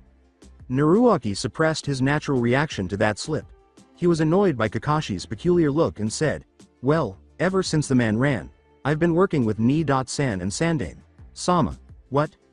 You've started calling Sensei, Ni-san, regularly now. I thought you were still uncomfortable with the whole situation," Kakashi clarified. "It takes getting used to. I've been alone all my life, so it is odd to have a relative, much less a brother." The Anbu raised a silent eyebrow and shrugged. "Or a father," he added in his mind. He continued to have trouble comprehending what a father-son relationship should entail. After giving a nod, Kakashi turned to face their prisoner. "So you think this is a misdirection? Who'd risk the wrath of the Uchiha clan for simple misdirection? Someone who was too comfortably situated in his place of power to actually worry about retaliation." Naruaki responded with composure. Naruaki's smile was so pleasant that it was frightening. Orochimaru may covet the Sharingan, but he won't attack so clumsily. Making the Uchiha clan aware of his interest will only hinder him. No, this is someone else's game. Look here, our honorable guest is now awake. He was purring. The threat of torture written in Naruaki's face did not seem to deter the captured ninja from struggling. He merely raised a brow in response to his captor's cold blue eyes. With a bored expression in his visible eye, Kakashi looked at Naruaki. "So what are we going to do with this man?" Naruaki approached his bound captor and knelt down in front of him. "I'd like to inform you," he said gently, "that I have placed a seal on your person that ensures that you can do nothing but breathe, shout and cry without my permission." He grinned. "This means that whatever nifty poison seals that you have on your person are negated. I have also taken the liberty to remove the 2 tablets in your mouth that you had cleverly hidden underneath false teeth. Your chakra is completely sealed and that remote tracking device that you had placed under the skin of your arm is removed as well." The reminder caused Kakashi to grimace. After all, he had been the one to look for and take that away. Naruaki took a tiny seal tag out of his pocket and applied it to the ninja's forehead. "This little piece of paper contained a seal that I developed for a friend of mine." He laughed lightly. He was a pervert, you see. He placed this seal on his lover and all the sensations that she felt during the act of lovemaking were amplified by this seal. The student of his father looked at Naruaki incredulously as he coughed suddenly. Naruaki wrinkled his nose and added, "Now you," with a wry smile that was honestly making Kakashi cringe. "Just like my friend here, must be wondering why I placed this seal on you. Not to worry, I have no intention on forcing any sexual advances on you. I prefer my lovers to be soft, supple, and curvaceous. I'm afraid you're the wrong gender." Additionally, it was clearly affecting their captive, who, after all, talked about sex in a torture and questioning session. Naruaki explained to his pale victim, lightly stroking a thin senbon down the ninja's cheek, amplifies all physical sensations. A kiss is 10 times more intense. A simple caress is enough to push a lover to the heights of orgasm. At this point, Kakashi simply wanted to go. Naruaki was unnerved by something so sinister in his words. Their prisoner was not in any better condition, as he could see. The ninja screamed as Naruaki clutched a tiny piece of skin between his thumb and forefinger and twisted his hand viciously. Consequently, he whispered, As he watched a hardened warrior scream at the slightest pinch, he said, "Pain is also amplified." Naruaki casually rolled the senbon between his fingers and said, "Ingenious, is it not? Now, you know what I wish to ask," he replied. He smirked sharply, his eyes glistening with anger, and said, "So I won't waste our time asking questions. You can do one of two things. 1. Tell me what I need to know. 2. Be silent. No, try to be silent as I exact my revenge for hurting my nephew. Bear in mind that I'd love nothing more to render your flesh from bone for daring to touch Naruto." The man spat out, "Go to hell." "Well," leaned back Naruaki, clearly happy. He joyfully declared, "Thank you for allowing me to torture you. I humbly accept your gift." Kakashi carefully ignored all of the whimpers and screams. He observed as Naruaki continued to strengthen the seal's power until the victim experienced excruciating pain even from the touch of his fingers. Although all ninja had been taught to tolerate torture and ignore pain, this was unique. Naruaki was skilled at controlling the circumstances to suit his needs. He would lessen the seal's intensity and employ standard torture techniques like burns and shallow cuts. He would then boost the seal's ability to apply medications and ointments. Normally they would sting, but while under the seal's influence, they burned ferociously. The ninja were in pain. He was unsure of when to prepare for the pain. It always appeared suddenly and in various ways. Wait! The ninja frantically interrupted as Naruaki began to eye his nails and twirl a senbon menacingly in his fingers. Panting, he attempted to halt his tormentor before he inserted those needles beneath his fingernails. After clearing his throat, he let out a painful cry. Speaking with his throat so raw from screaming was excruciating, and the seal was at its strongest. Please, he exclaimed. Leaning back stoically, Naruaki directed his chakra flow toward the seal. "Speak." In a hoarse whisper, he said, "I can't speak," he exclaimed. He has ways to know if someone is leaking information. Kakashi's eyebrows went up. "No names?" The man shook his head and said, "No, it's best you ask questions so I can confirm or deny." The man's finger was broken when Naruaki suddenly increased the seal's intensity to its highest level and remarked, "You're being strangely informative." The ninja let out a scream, his body struggling to contain the tears streaming down his cheek. "PL.PL.Plea.Ace." He groaned, shaking. "IPR.prom.se. No T.try.cks." Naruaki nodded after observing the pathetic figure in front of him stoically. Is the man a recently acknowledged traitor of Konoha? Kakashi looked at Naruaki, taken aback by the indirect inquiry. N.No. Naruaki grinned. "Good. Not Orochimaru. Kakashi, was your true target the one you attempted to kidnap or the one you attempted to kill?" The student of his father said, "Smart. N.Nay. There." Naruaki nodded and said, "Very good. Was this a warning or a distraction?" Dis. The Anbu broke the stutter with, "Understood." He paused and thought carefully before saying, "It was a distraction." Konoha, Iwa, Suna, Kiri, Kumo, Kon, Oh, Ha. Recently elected? Yes. Older than 60? Yes. Others involved? Yes. Let me guess, Iwa? Yes. Fully informed or manipulated? Manipu. Kakashi finished for him, gazing at Naruaki in awe. "Manipulated, I assume." The brother of the Hokage simply nodded. "Do you know when?" Oh. Naruaki whispered, "I see. For the real mission, the target, was it the one you attempted to kill?" "Yes." "Anyone else?" "Yes." "I see. Older or younger of the two?" He scowled. Kakashi arched a quizzical eyebrow, but the ninja prisoner comprehended Naruaki's question. "Younger. To coerce or to exterminate? Either." "Naruaki?" He inquired warily. "What was?" Before focusing on their prisoner, Naruaki remarked, "Hold on, Kakashi. We need to finish this. Any other relevant information you can tell me without triggering his alarms?" he inquired. The ninja replied, "No." Was that a lie?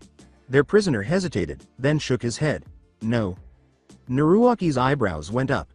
The man only had to inject a tiny spike of chakra into the seal to scream and beg that he had told the truth. The Anbu moved on after accepting it.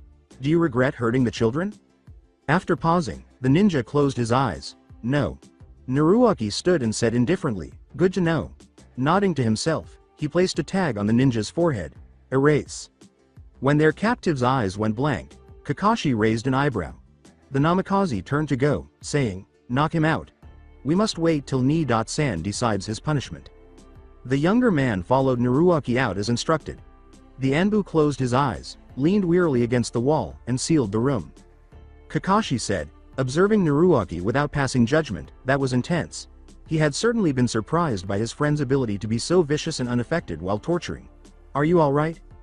Naruaki shook his head and snorted, muttering mockingly, Peachy. Come, Ni-san must be getting impatient by now. After giving him a nod, Kakashi went to Minato's study. The Hitaki said, by the way, following a period of silence. Can that seal really be used for, that? Naruaki raised an eyebrow in his direction. Amused, he said, what are you, a little girl? That, yes, it was created for that purpose. I made it for a friend as a birthday gift. He grumbled. Seriously, you're an experienced ninja and can't bring yourself to say the words, sex.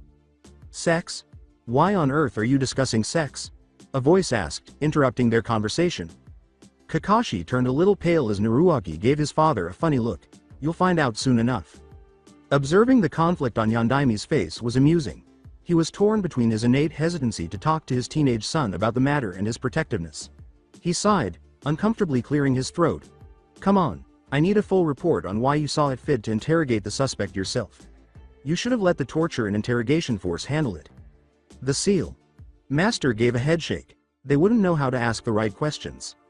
When Kakashi nodded in agreement, Yondaimi's eyes narrowed. Yes, sensei. I was a little skeptical before, but after witnessing the interrogation, I think it was a good idea to let Aki-san do it.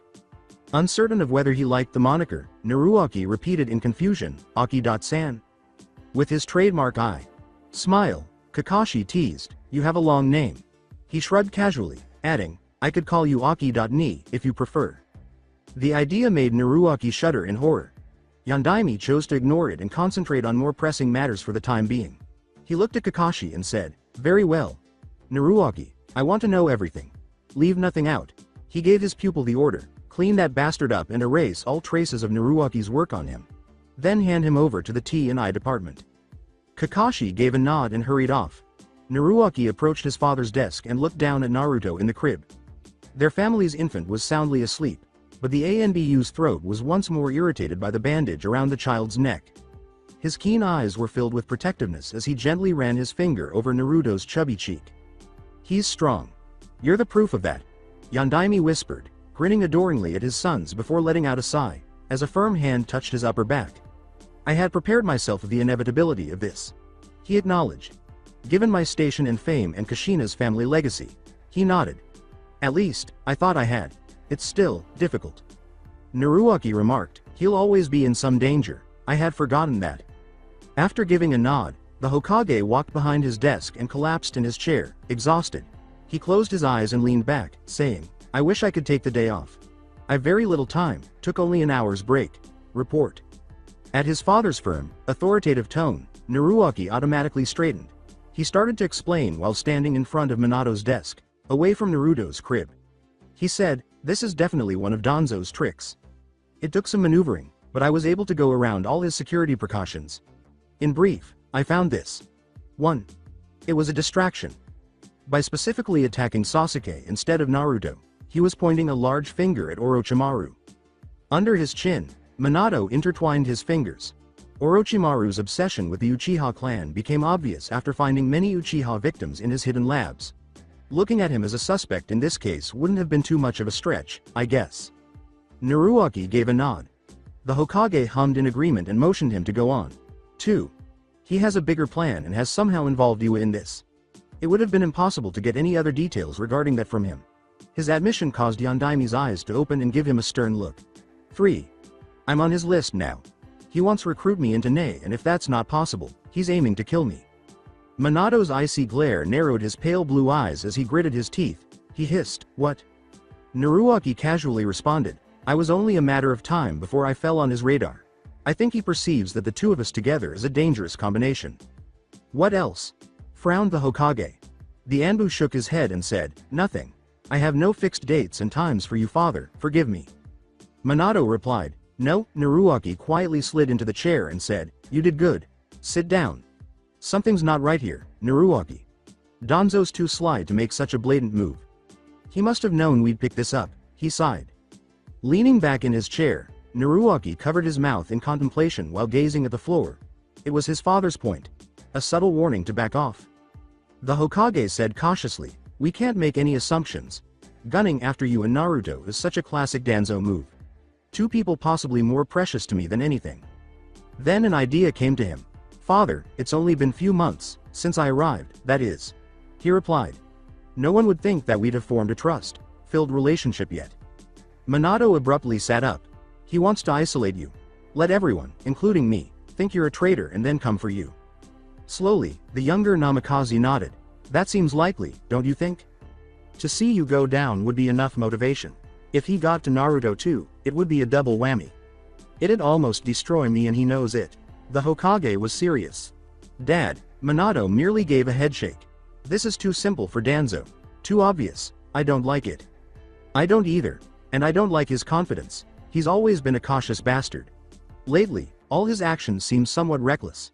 It makes me uneasy," responded Naruaki. "What do you suggest we do?"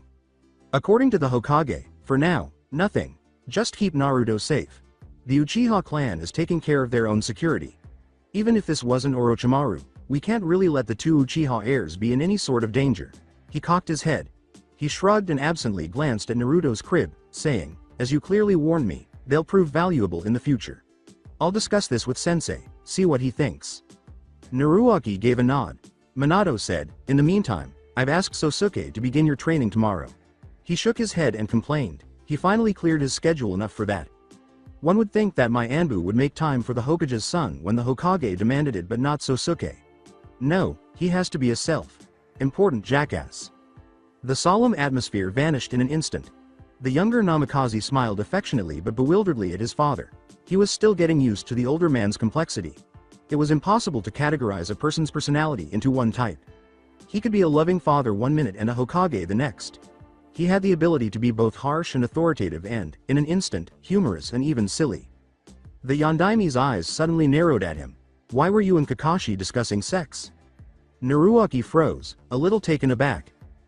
Minato leaned forward with interest and remarked, "I mean, it isn't a topic that pops up after you torture and interrogate someone after all." The younger Naruaki grinned slightly sinisterly and said, "Oh father, you have no idea." He then proceeded to describe how he had obtained the information. Minato regretted his question. He questioned incredulously, looking at the seal Naruaki had drawn for him. "Where the hell do you come up with these ideas? It's completely insane how you create your seals. I think you've created an entirely new branch of Fuinjutsu by yourself. Seals that affect the victim's mind like Genjutsu." Naruaki shrugged after laughing. "I remember once that Kakashi Sensei said that I had a rebellious mind and an overactive imagination along with the Uzumaki proclivity for Fuinjutsu. Besides, those seals aren't Genjutsu, they're real." Yondaime stopped and looked at his son pensively. "You know, your relationship with Kakashi baffles me." He admitted, "Sometimes, it seems that you almost detest him but then you seem to respect him and like him." He sighed and shook his head, and his oldest son said quietly, "Kakashi Sensei and I, well, we had a complicated relationship in my past life. At first, I don't think he liked me very much. I think he was disappointed in me because I looked so much like you and yet possessed none of your genius." With a raised eyebrow, Minato deadpanned, "None of my genius? Are you serious? Your Fuinjutsu is incredible and ninjutsu isn't bad either." With a sideways head tilt, Naruaki observed his father leaning forward with curiosity. Except for a few necessary details, he had so far kept his past hidden from his father. Nevertheless, it was getting a little tiresome to keep the man at bay. Even though Danzo's plan to split them up was unlikely to work, it was still preferable to forge stronger bonds than blood ties at this point. He hesitated for a moment, unsure. He didn't want to confess his own shortcomings and losses to his beloved and esteemed father. Despite everything that had happened to him, a part of him still yearned for his beloved people's approval. And who did he value more than his parents? Naruaki. With a sigh, the Namikaze heir gave himself a firm nod. Minato's eyes widened as he realized that his son was finally talking to him. "As you know, you died on the day Kyuubi was sealed into me. Mother died as well. When you sealed him into me, you left behind two very precious gifts for me. A portion of your chakra and my mother's chakra was sealed into me so that I'd have some guidance when I faltered." Minato gazed at his son, enthralled by the looks that came across his face. In addition to the pain, there was a great deal of appreciation and comprehension. Naruaki clearly did not hold him responsible for the events of that evening, being aware of what the village needed and what a Hokage's duties were. "Life until I became a genin passed with an atrocious lack of care and proper upbringing," he admitted. I didn't know how to read or write until I was 5. My vocabulary possessed more curse words than anything that would allow me to make intelligent conversation. Those who didn't hate me outright were wary of me. Those who weren't wary, completely indifferent. With a sigh, the Hokage said, I see. People with such upbringing go in completely different directions, I guess. Naruaki said with a smile and a shake of his head. And I, fortunately, chose the right path. There were moments of darkness, when their hatred of me nearly overwhelmed me, but I was stubborn, I guess. Like mother. Minato gave a warm smile. Sandaime did what he could, but as you know, the aftermath of Kyuubi left too much to do. They had to be vigilant. He clarified, I went to the academy at the age of 5, woefully undereducated, barely able to string together words to form a sentence. I was declared an idiot at first glance. It didn't really help that no one wanted to waste time teaching me things. I tried, believe me, to learn on my own but made very slow progress. As a lively child, I was constantly distracted by anything new and shiny, he laughed, and lacked patience to master anything before moving on. Everything was half-learned. Minato whispered, that's, my god. Murmured, I guess no one really understood what it's like. They thought they were doing me a favor by feeding me and putting a roof on my head. Sandaime visited me at least once in 2 months, but he couldn't spare any time and effort. At 6, I got my own apartment and allowance. More isolation and neglect followed. My chakra control was horrible. I had too much chakra to do any academy technique easily. Living alone, I neglected my own health. It wasn't unusual for me not to bathe for days or eat only once a day, and sometimes, not even that much. I didn't know better. Yandaime whispered in a low, hurt voice, of course, you didn't. He leaned back and gazed at the ceiling, remembering those times when he desperately needed company. When the loneliness started to get to me, I felt so insignificant. Everyone needs some sort of acknowledgement, whether positive or negative. People of Konoha just ignored me like I was invisible. At first, I tried to do good deeds to draw their attention. Helped out a few old people, found and returned lost things and the like. But nothing worked. So, I changed tactics, started playing pranks on people, disturbing their lives and their peace on a regular basis. I made it so that they couldn't ignore me. Each prank was more extravagant than the last, he laughed. I even painted the Hokage mountain. Too troubled by his son's recollections of his early years to find much humor, Minato snorted. As you can imagine, this drew their attention, and along with their attention, there was an increase in hate and disgust. Before this, when I was out of sight, I was out of mind. Now, with me raining havoc, being loud, deliberately trying to draw their attention, they couldn't just be indifferent to me. Naruaki took a breath. My progress at the academy slowed down even more with my distraction. I just didn't care anymore. I wanted to be a ninja. I wanted to be a Hokage for all the wrong reasons. So that's why you failed twice. Minato replied, a combination of neglect and your own distractedness. Naruaki gave a nod. I was foolish. And no child truly enjoys hard work. Without an adult to guide you, you did your best. Minato gently reprimanded, you were a child. When Naruaki shrugged, unconvinced, Minato scowled and said, you think you wasted those years, don't you? With a sigh, his oldest combed his hair with his fingers. In hindsight, I could have utilized my time much better. So many wrongs could have been. Yandaime said sharply, you can't really blame yourself, Naruaki. You're looking at a child with an adult's point of view. He cocked his head to the side, watching his son frown incredulously, and then he said, you know what I think? Naruaki raised an eyebrow in inquiry. I think what you call distractedness is really potential unutilized. A child really can't learn everything on its own. You're just making excuses for me, sir. You were disappointed when you saw my file, Naruaki said with a warm smile at his father. Minato grimaced, acknowledging to himself that he had indeed been let down. I didn't know you then. Exactly, his son laughed, you weren't biased because you didn't know me. Yandaime squinted and leaned forward to give his son a fierce look. His tone was cold as he spoke, I'm not an idiot, Naruaki. He spoke clearly, if you were insignificant, I wouldn't have said anything to imply otherwise. My so-called bias is actually a real understand of your own excellent character. You've become your harshest critic. Consider this, if we neglected Naruto to such an extent and he followed your path, would you blame him? Naruaki winced as he realized he had offended his father. Sorry, I didn't mean to. He sighed, shaking his head. He quietly admittedly, I played a very important role in Konoha's future. And that's not a responsibility that I should have taken lightly. I guess, in a way, you're right. No one knew how important it was to train and nurture me properly, not even Sandaime. Minato firmly stated, you're not a weapon. You can't view yourself as such. It is regretful that your potential was neglected. Perhaps it's ill. Effects still linger, but you've overcome much of it. You're so young and still managed to stand toe-to-toe with me in a fight. Recalling their thrilling spar, Naruto grinned. That was so much fun. Laughed, we'll spar again, don't worry, he reassured. Still, I think you should give yourself some credit, son. Despite all odds, with nearly insurmountable obstacles before you, you managed to become strong. That speaks in your favor. Then Naruto said, I guess. What changed? Inquired Yondaime. You don't seem to be suffering any physical consequences of your childhood. Naruto grinned with laughter as he glanced down at himself.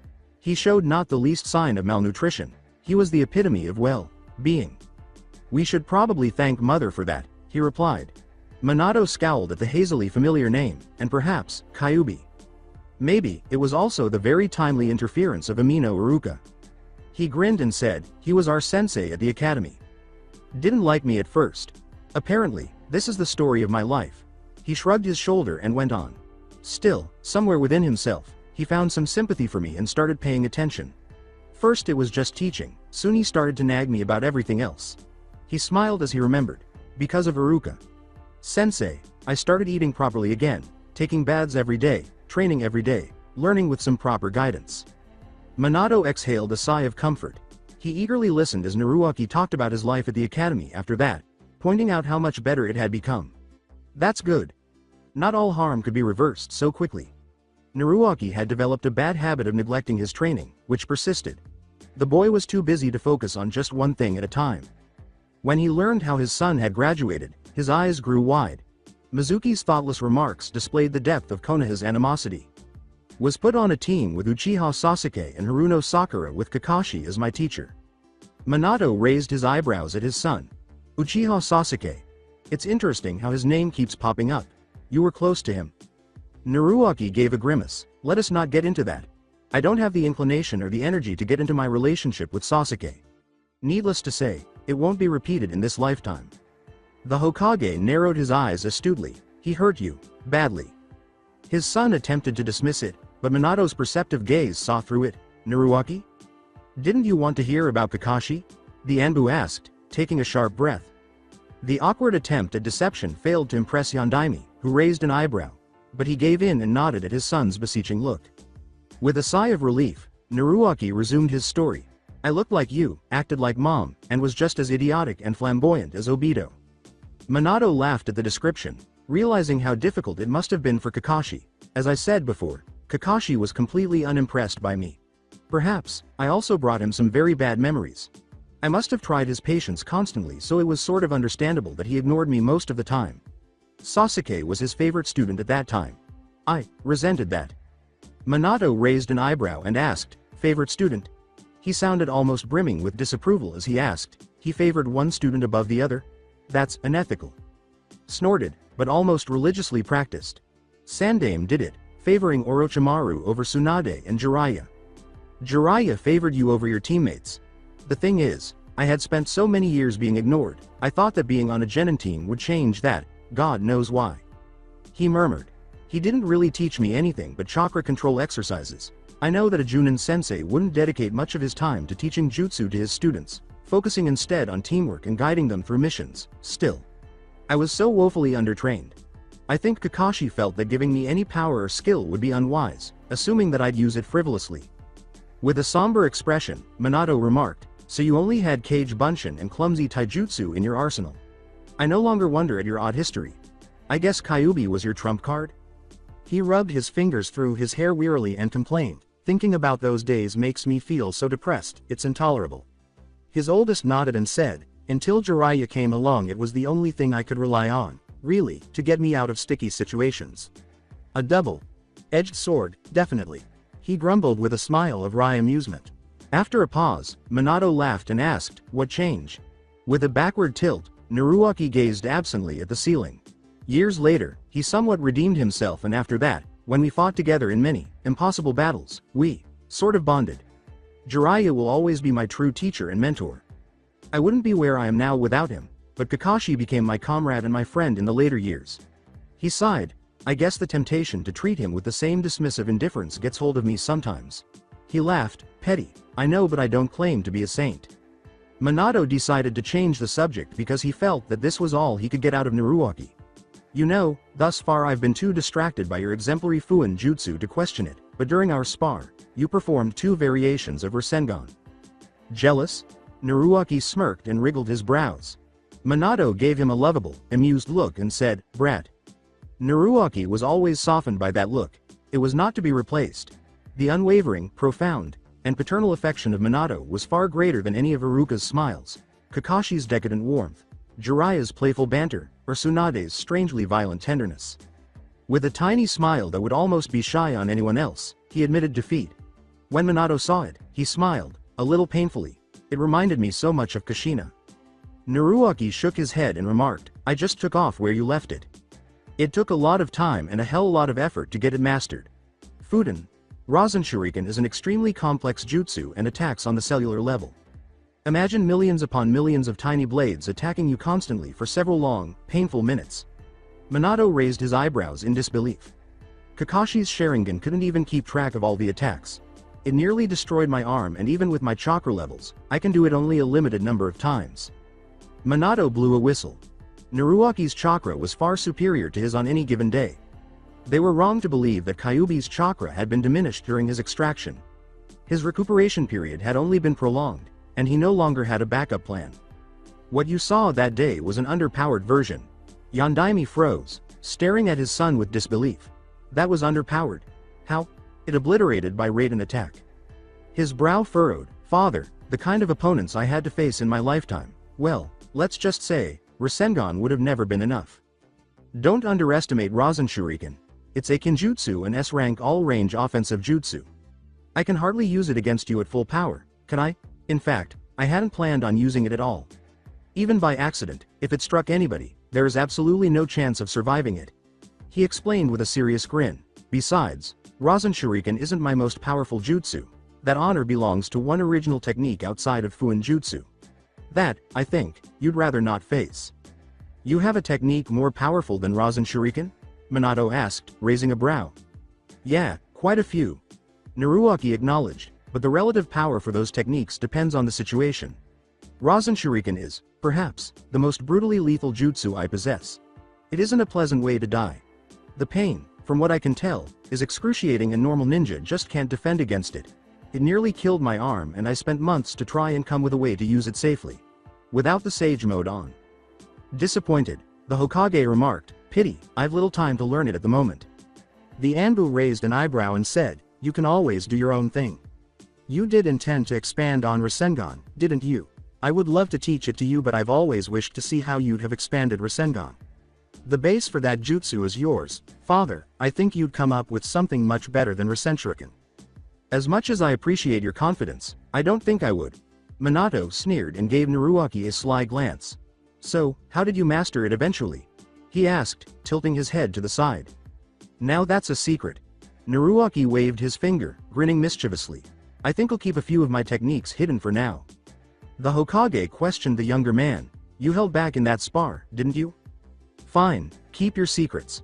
Minato laughed and stood up, stretching and letting his shoulders relax. He grinned down at his son and said, "Watch over Naru-chan. I think I must return to work for now." Naruaki simply shrugged in response. Leaning over the crib and wriggling his fingers at Naruto, the Anbu nodded. In typical baby fashion, the baby was immediately captivated by those dancing fingers and attempted to grasp them with his adorable little hands. Before departing, the Yondaime grinned once more at the endearing photo his kids had created. He blinked as he was leaving his manor because he felt someone he knew standing right outside his gates. The fact that Fugaku was approaching him did not surprise him.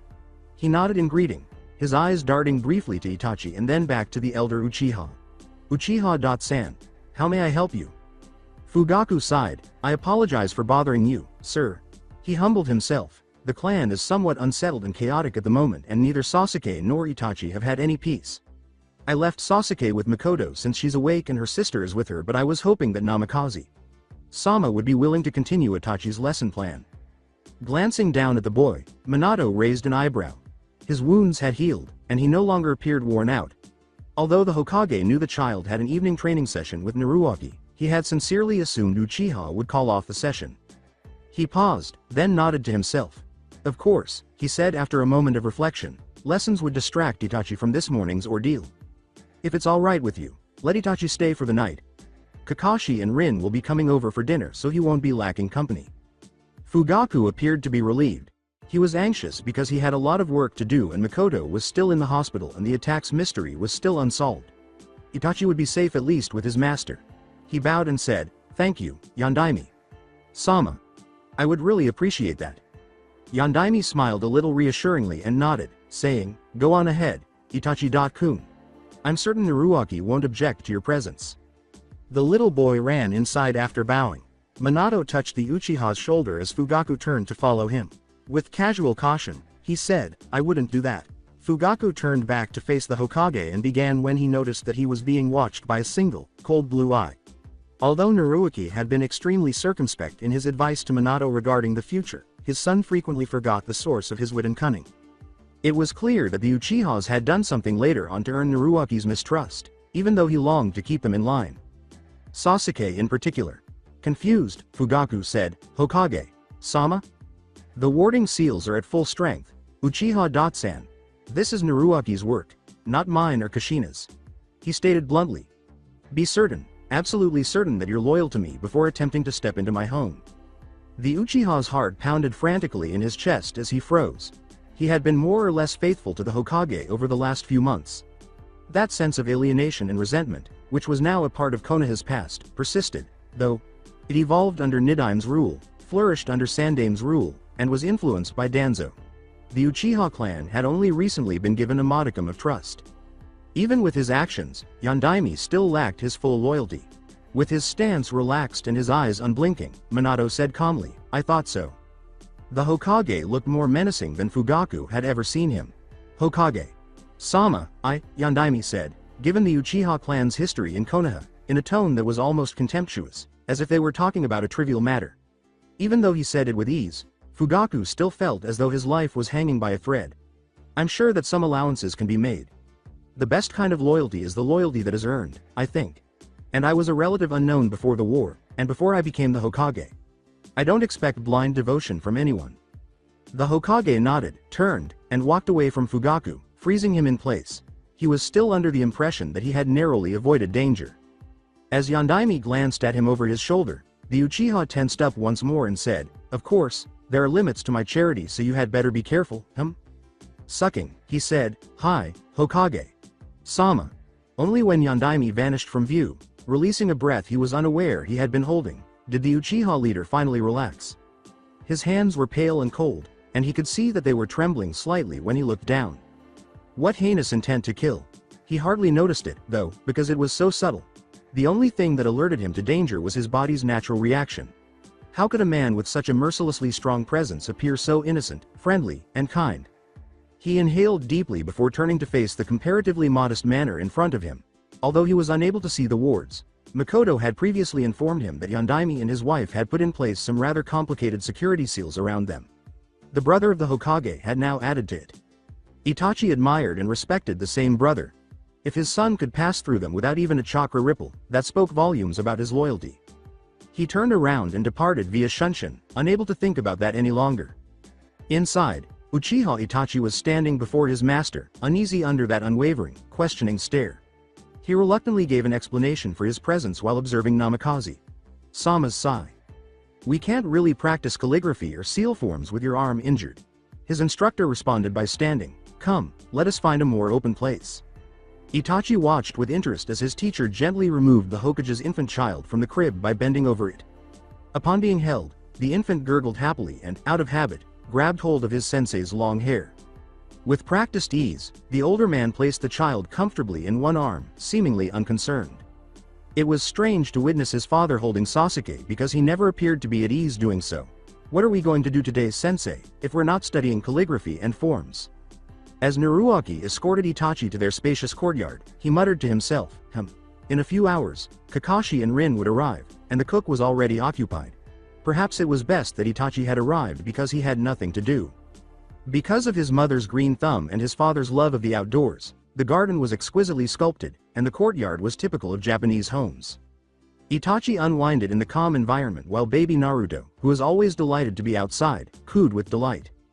As he paced in front of him, Naruaki motioned for his pupil to sit on the Ingawa, giving him a gentle back pat to put him to sleep for at least a few hours. Perhaps it's time I explain some theory to you.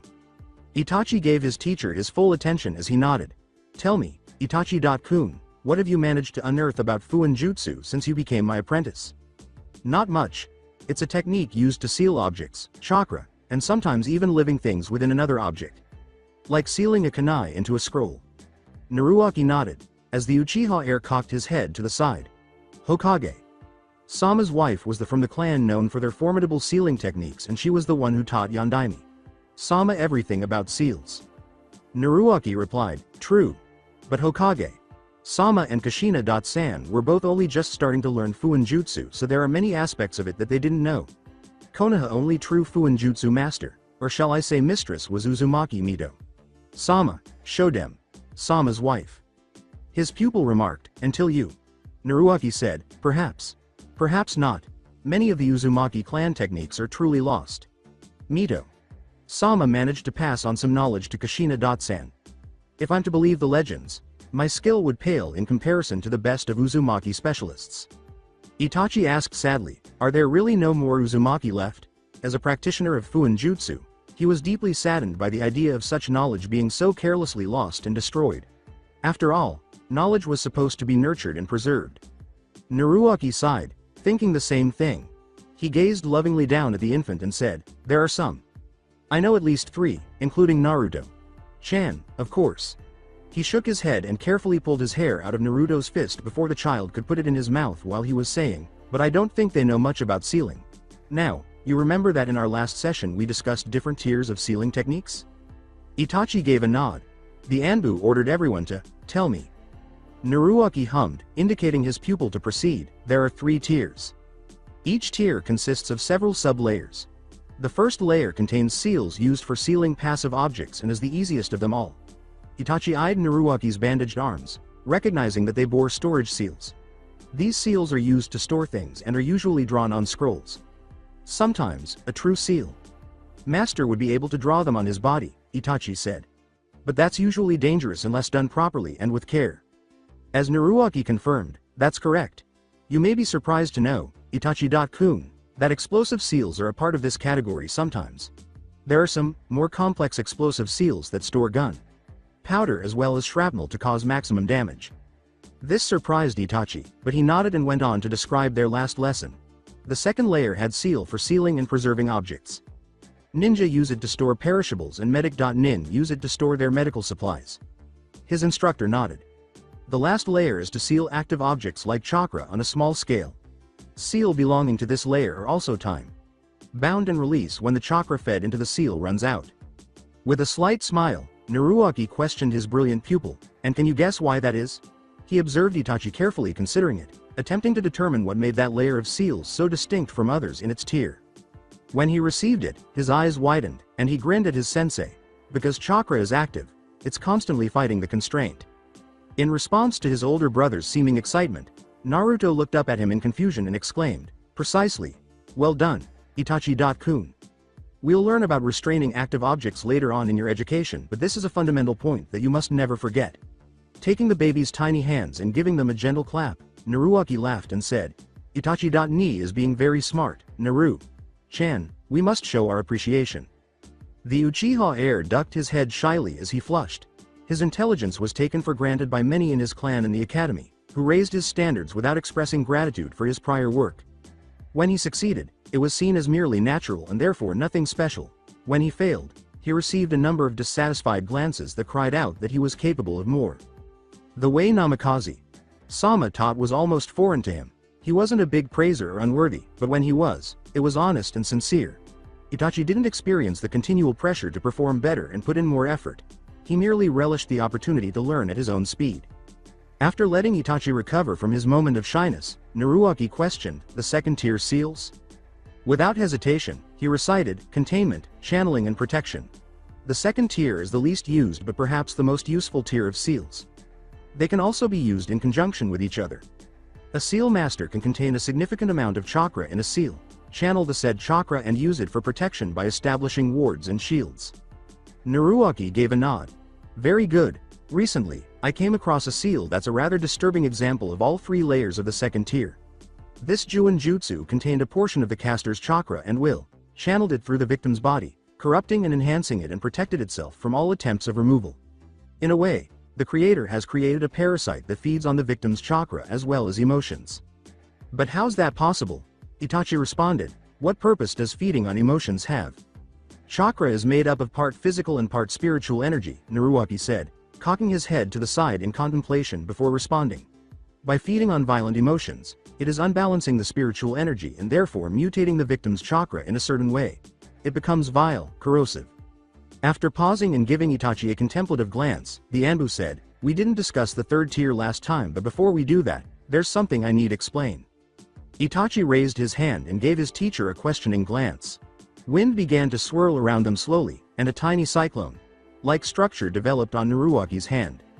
Chakra is the manifestation of our energies, and it can often take an elemental bent. I possess wind-natured chakra like Hokage Sama, a rare find in Konoha. Most Uchiha possess fire-natured chakra. Some have dual affinities, like water and wind, which together form a superior element of ice. We'll go into detail about that later. He raised his hand to release the mini cyclone. Now, it's very difficult to mimic the effects of natural elemental chakra into seals.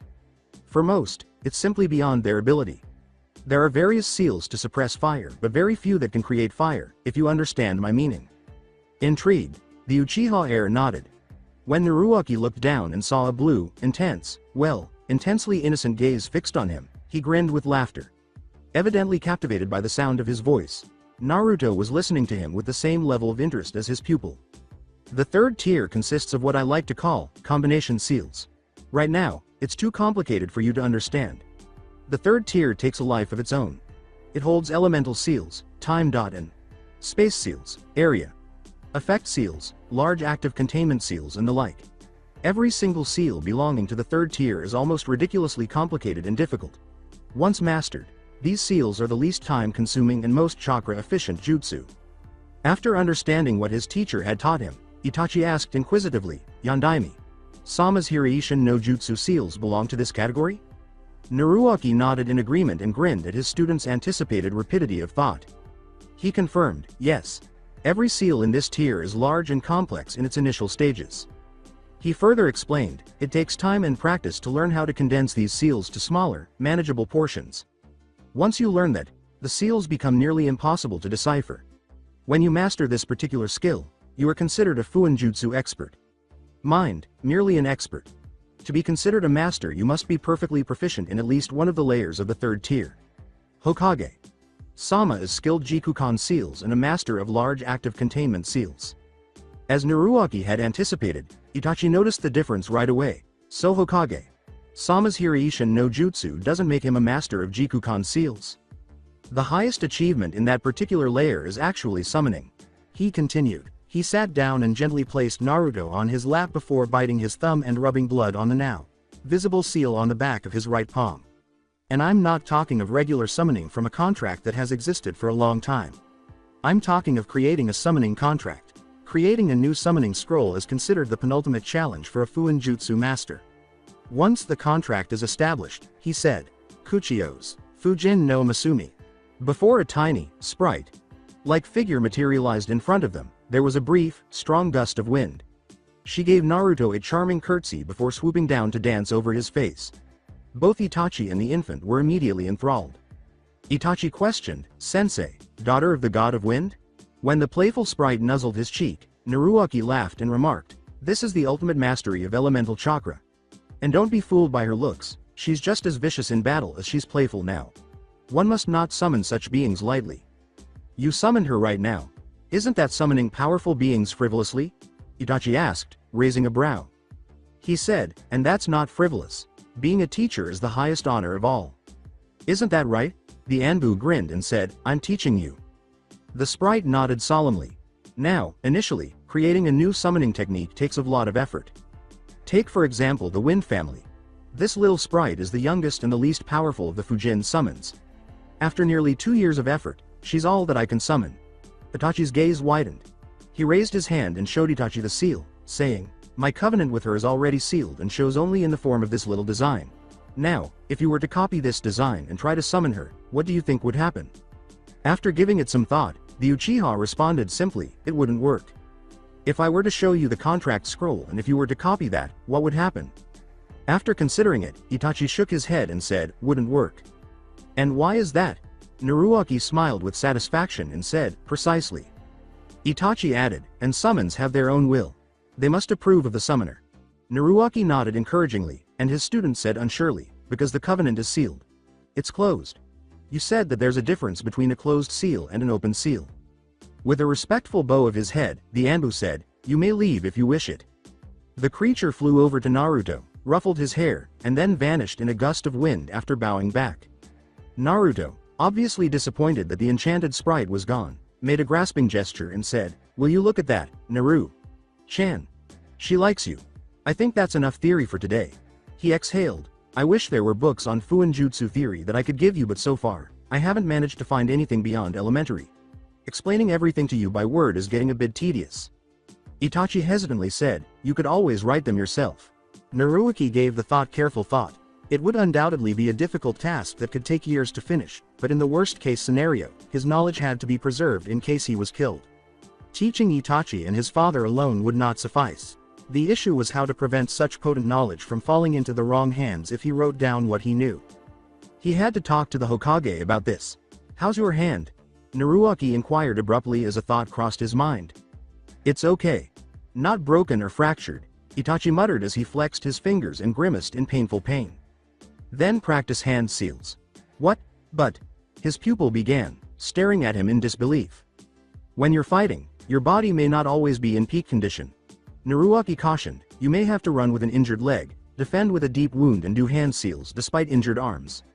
The problem is that hand seals need to be accurate. Conveniently, you have an injured dominant arm. Use this opportunity to get a feel of what it's like to attempt jutsu with such an injury.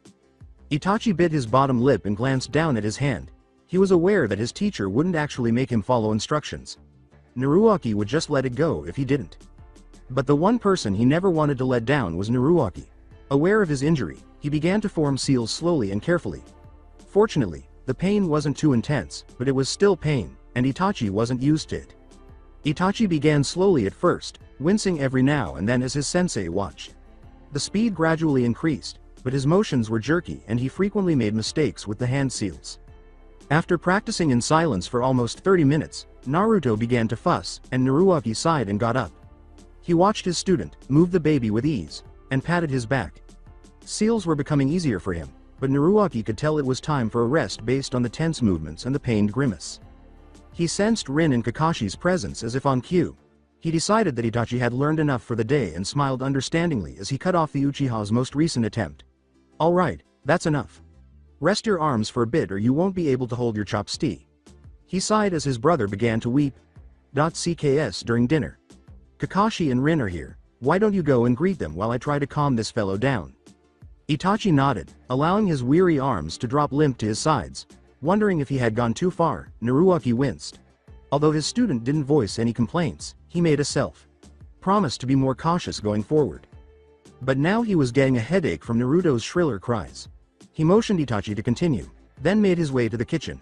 After a brief inspection, he concluded that the infant was most likely hungry. By the time he arrived in the kitchen, a bottle was prepared by their cook and caretaker, a kind elderly woman. He bowed shallowly and said, "Thank you, Sato-san." The woman grinned and said, "You're welcome, Naruaki-kun," giving him a loving cheek pat while gazing up at the absurdly tall boy with clear affection. "Do you know when Hokage-sama will be returning? I need to know when you want the food to be ready." Sighing when his suspicions were confirmed, Naruaki shrugged. Naruto was starving. He didn't say, but it's been 3 hours since he left, so he should be back in an hour, I think. With a nod, the elderly woman pushed him from the kitchen. Naruaki just shrugged and picked up a tiny towel as he left. Naruto could now wander around the garden before joining the others, now that he was satisfied. He wasn't going to have many quiet moments now that Danzo was getting more aggressive. In order to avoid missing anything crucial, he needed to clear his head and remember as much as he could about the past. He suddenly tensed up, his chakra automatically spreading out to envelop Naruto in a cloak. He turned around and fixed the intruder in his house with a lethal look. Two things registered at once. The chakra was strange, but not hostile, and the Namikaze wards had not faltered. According to the Anbu in front of him, Hokage. Sama commands your presence immediately, Namikaze. Sama. In uniform. A bow was made. He hurried into the house and said, "Leave. I'll be there in a moment." If it wasn't important, his father wouldn't have called. His uniform was still in his father's office, damn it. As soon as he walked into the room where all of his guests were gathered, he called, Kakashi. He gave Naruto to him and said, "Stay here. Keep the kids safe and don't venture out of the house until I are Hokage." Sama returned. He looked at his pupil, Itachi-kun. "Dinner will be in an hour. You're staying over. You will not step a foot out of this house without my permission, is that understood?" Both Itachi and Kakashi gave a sharp nod. The others stared at the area where Naruto stood in astonishment as he vanished in a burst of yellow. Was that Hiraishin? Rin blinked incredulously and asked hesitantly. Kakashi shrugged as he clumsily adjusted his grip on the wriggling bundle in his arms. He said uneasily, "That or a version of it." Perhaps more terrified of the child than the child was of him. He blinked down at his sensei's son warily while holding the milk bottle. Little Naruto's wriggling intensified at the unfamiliar, masked face, and Kakashi turned pale, terrified to let him go. Rin felt sorry for him and took the child out of his arms with ease while cooing and rocking him. Holding the milk bottle carefully to his lips, she exclaimed, "Hello, Naru-chan. Look how handsome you are. I'm Rin.ne-chan and that was Kashi.ni-chan." The question was, why did you think Hokage? Sama called sensei so urgently? Itachi raised an eyebrow at Kakashi. Kakashi shrugged, unable to respond to his question. In the Hokage's private sleeping quarters behind the office, Naruto changed from his casual attire to his uniform in a matter of seconds. He sheathed his sword and put on his arm. Guards, then glanced down at the single mask on the table. Kurohayu. Knowing that he didn't need to wear his mask right now, he snorted and picked it up.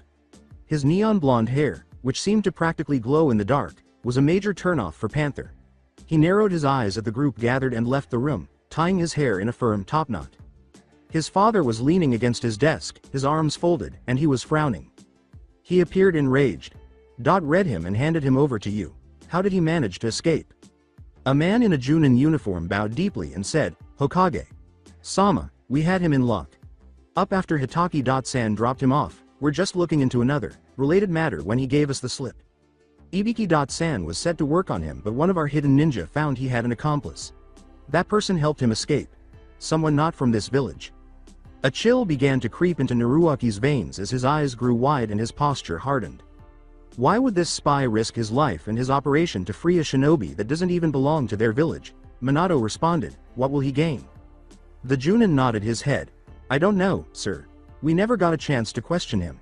He resisted all our efforts despite Namikaze. Sama's softening of him. It's fortunate that your brother worked on him before he sent him to us. At least, we have some information." With a frown, Naruto cut in. "He doesn't remember his session with me, so he wasn't soft when he was in your custody." Yondaime turned to Sosuke and asked, "What do you think? Something about this whole situation isn't sitting well with me." With a frown, the Anbu general raised his head from the file he was reading and glanced at his silent apprentice. "Well, Naruto-kun was proven right, wasn't he?" he asked. "Minato, our lack of security is really starting to bother me. If people can just waltz into our village and leave without us even noticing, A smooth voice gently reprimanded, "This is a village, not a fortress." Naruto cocked his head slightly to gaze at the kunoichi who had just entered the room. Oh. Sayaka Yuhi. Kurenai. San's aunt, although he had never met her in a previous life, he now knew that she was a highly esteemed Junin. Minato said, "Sayaka-chan," with a small smile. As Naruto watched them, he thought, and apparently, the two of them are friends. He never met any of his father's friends in his previous life, which is strange.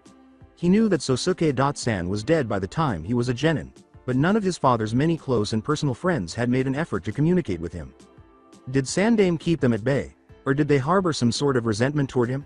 At one point, Tsunade had told him that Sandame had had to keep some of his father's closer friends away from him in order to avoid suspicion because the relationship between Yondaime and him was already so clear.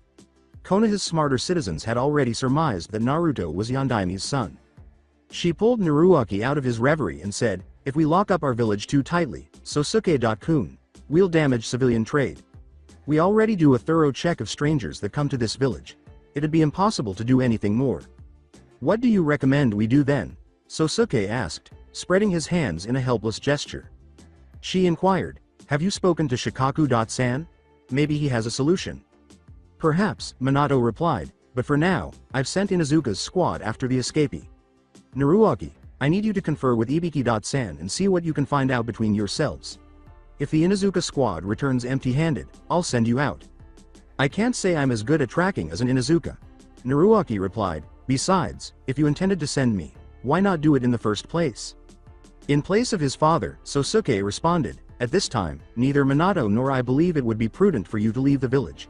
He looked thoughtfully at the Hokage and said, with what Minato tells me, and Naruaki comprehended. I think it's best to keep you safe for the time being. We'll only send you out if it's absolutely necessary. It appears that his father only shared the specifics of the suspect's interrogation with Sosuke-san. Looking around at the crowd, the Hokage turned. Before turning to face his oldest, he said to the Junin, Shiranome-san, bring Ibika-san and your informant here. Organize everything you know and bring it here. Naruaki will be with me. Naru-chan is safe? He asked. Kakashi, Rin-san and Itachi-kun are there. The ward seals are at full power. They should be able to manage for the night, immediately responded Naruaki. He looked at a shadow behind his desk and said, Genma-kun.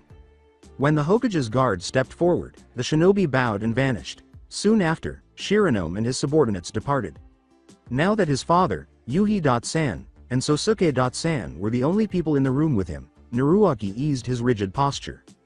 Apparently a bit too soon, too. Sayaka-san practically purred, my Min-kun. His father's face abruptly took on a very sly expression. Your family does us women folk a great injustice. Naruaki watched in innocent confusion as Sosuke coughed and turned his head away.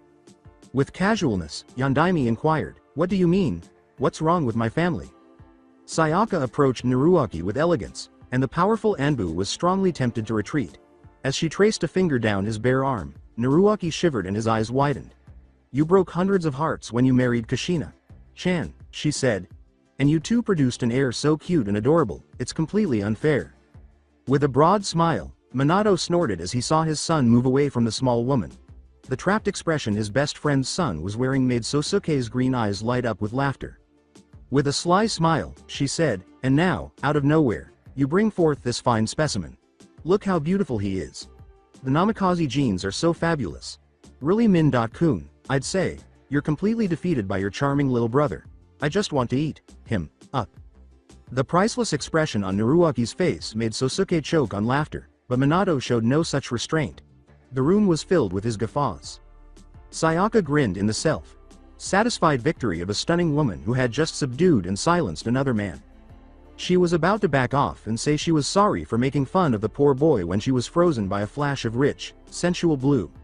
Suddenly a strong arm wrapped around her waist, drawing her near to a hard, utterly masculine body, and her delicate wrist was in a firm, unforgiving grasp. She flushed and her heart skipped a beat as Naruaki rumbled against her ear, asking, who'll devour whom? Ka-chan. He pushed her hard against him, causing her to gasp as he rasped huskily, saying, a beautiful woman like you, a fine body like this, tests a man's resolve. You really should be careful. Minato and Sosuke's eyes widened as they stared at the young man in front of them. Heat rushed to her veins, causing her to whimper as her knees buckled. If you're offering so generously, who am I to deny? He said, dipping his head and nuzzling her cheek while breathing against her sensitive skin. I'll just eat you up. With a husky laugh, Naruaki took a step back, but he kept his arm loosely around her in case her legs gave out. As he lifted his other hand and revealed his chakra, glowy fingers, a cunning grin appeared on his lips. He licked his lips and said, you really shouldn't try to tempt someone who doesn't know. They might just retaliate. His face was clearly predatory. Sosuke whispered in utter amazement, you slick bastard. Sayaka blushed but grinned in laughter. What was the chakra technique you pulled just now? Their conversation was cut off by a loud thump that caught everyone's attention. When they turned to face the Hokage and saw his head striking the desk, they froze. My innocent little Naruaki-kun. He murmured sorrowfully, he's surely corrupted by my vile sensei.